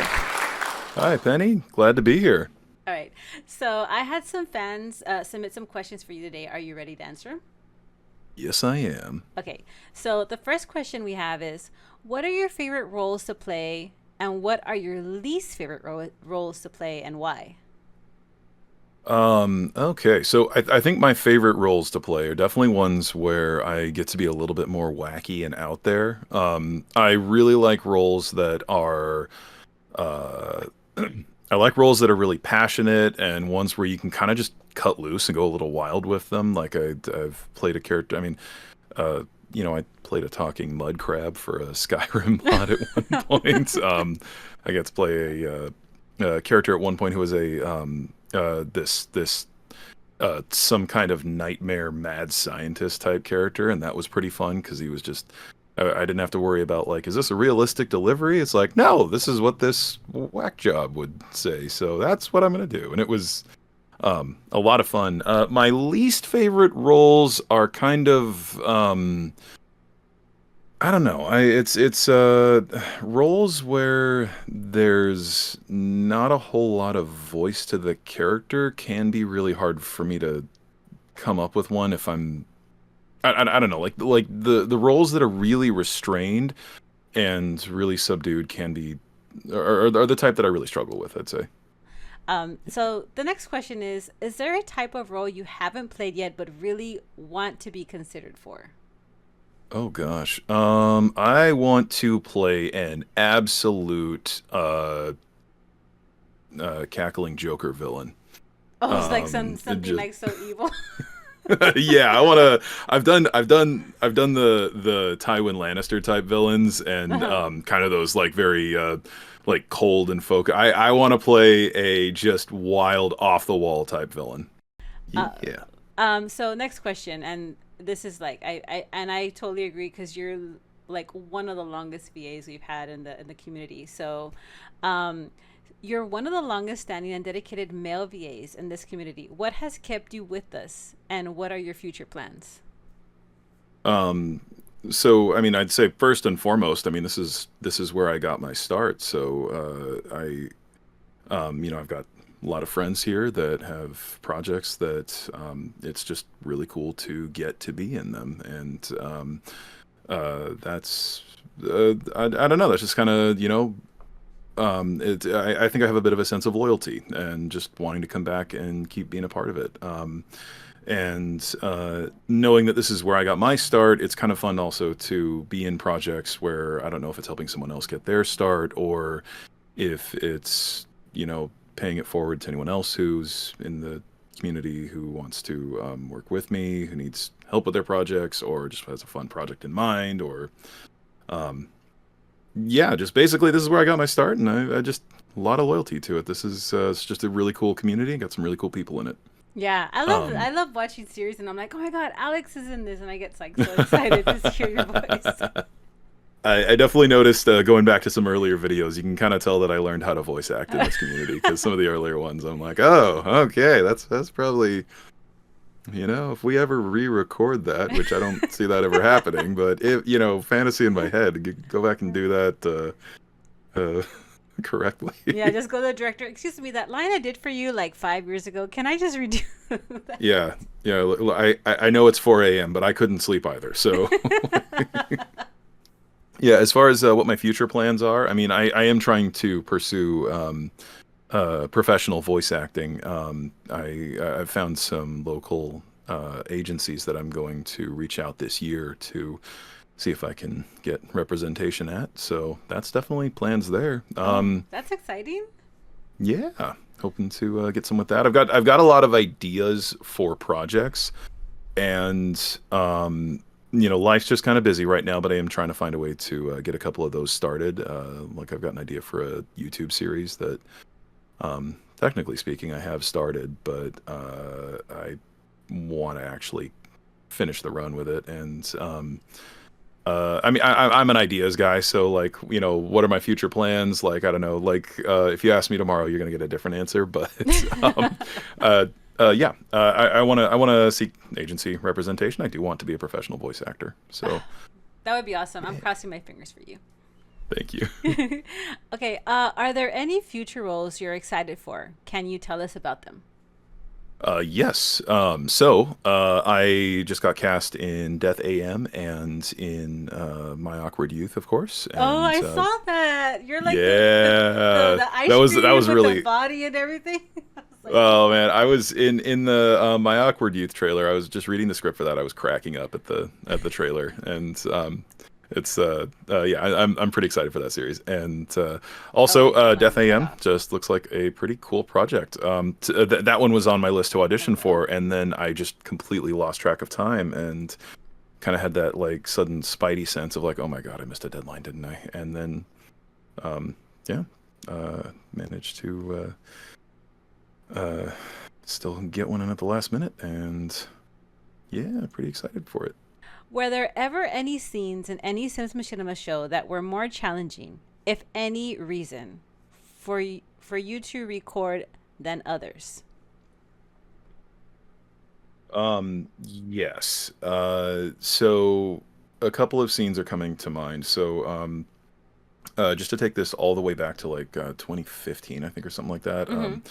So when I first started I was in a couple of different roles that were kind of, they had very few actual lines, and so a lot of them I had to make a lot of character with very few lines, and that kind of meant that I also needed to, you know, every line kind of had to have a couple layers to it, and I think I ultimately kind of intimidated myself with that, and wasn't able to, I mean, I thought I did all right, but I've had a lot of roles where, a couple of earlier roles especially, where it was trying to do a lot with not a whole lot of lines, and I was still a relatively inexperienced voice actor. I've also had a couple of them where it was really intense scenes, and I really, really wanted to make sure I was hitting the notes. And you know, there is a level of authenticity in acting that can be kind of difficult to get to if you know, if that's just not how you're feeling right now. I remember doing I mean, when I first started with the Rivers, I know I've talked about that series a lot. The very first scene that I was in, I remember the lines were just like one or two, and it was just Noah or something like that, and it was kind of hard for me to hit the exact note, because I was like, okay, now I sound like I'm confused, now I sound like I'm disappointed, but angry. Now I sound, and it was just trying to hit the right spot. Then I remember at the end of season 1, episode 15, I think, There was a part where Jonah was really going through just a ton of feelings all at once, just a whole bunch of just Emotions, two yeah. different very major experiences now slamming against each other and having to pick which one he's gonna really let be the thing that defines him. And it was just kind of hard to hit the exact notes with that because it was I didn't want to go so far into it that like I couldn't record, but it was also kind of like this is a big moment and I want it to feel like a big moment, and I don't want it to be I don't want to go too easy on this, otherwise it's gonna feel like it's kind of taking a lot of the drama that's been built up and just you know, dropping it. So what sort of projects are you drawn to as a voice actor? I really like projects that so I like in general I like fantasy stories, novels, that kind of stuff. So projects in a fantasy setting are always going to be really eye-catching to me. And I also really like either high drama or high comedy. So if they're really funny and wacky and kind of silly, I really enjoy that. But also when it's really emotionally intense, that's a lot of fun too. And in particular, when they have a fantastical premise, that really just adds to it a lot.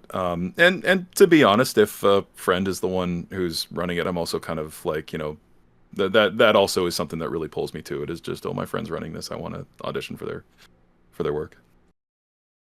All right.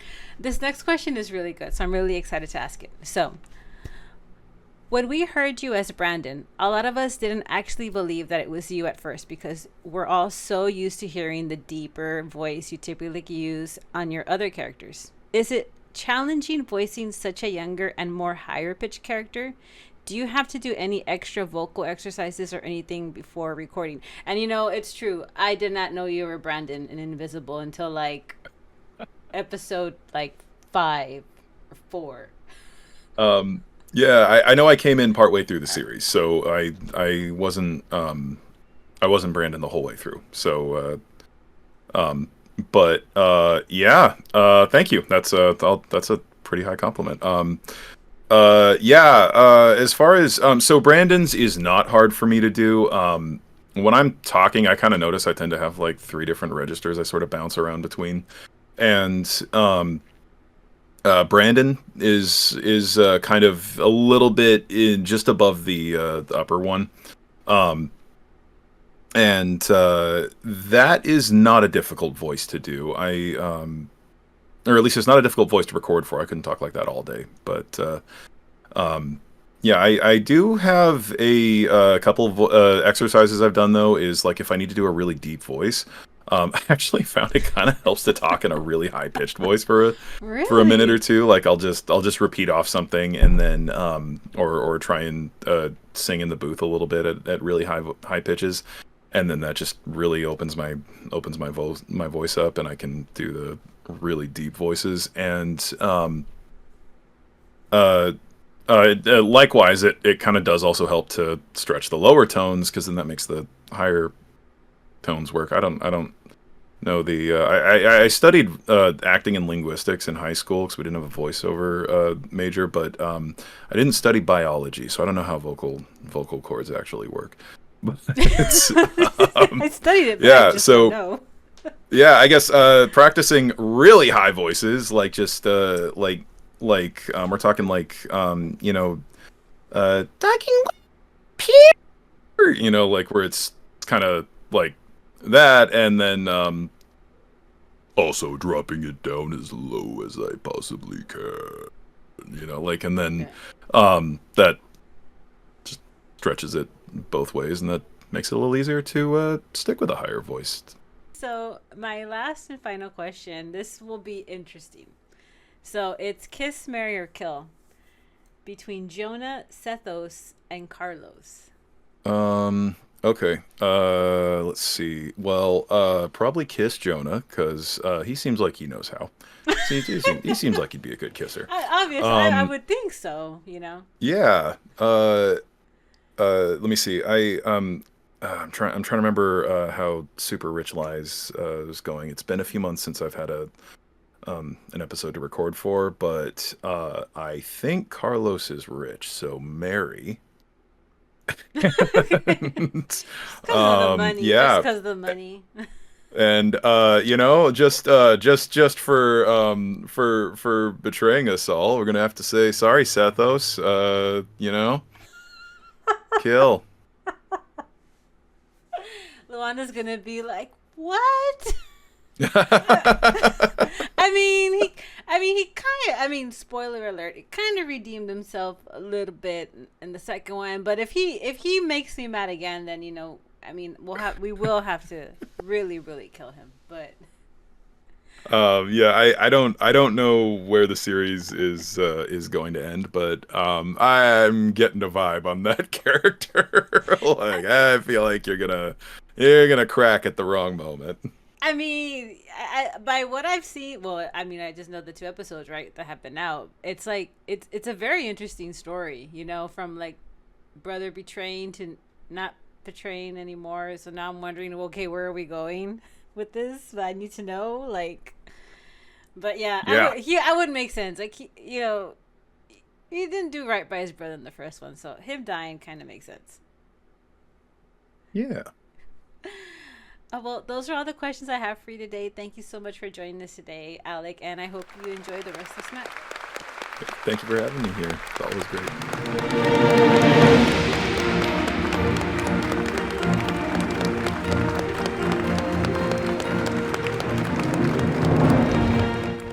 Well, thank you for joining us on our first day of SMAC 2024. Be sure to join in tomorrow with a full day of drama hosted by the White Deer.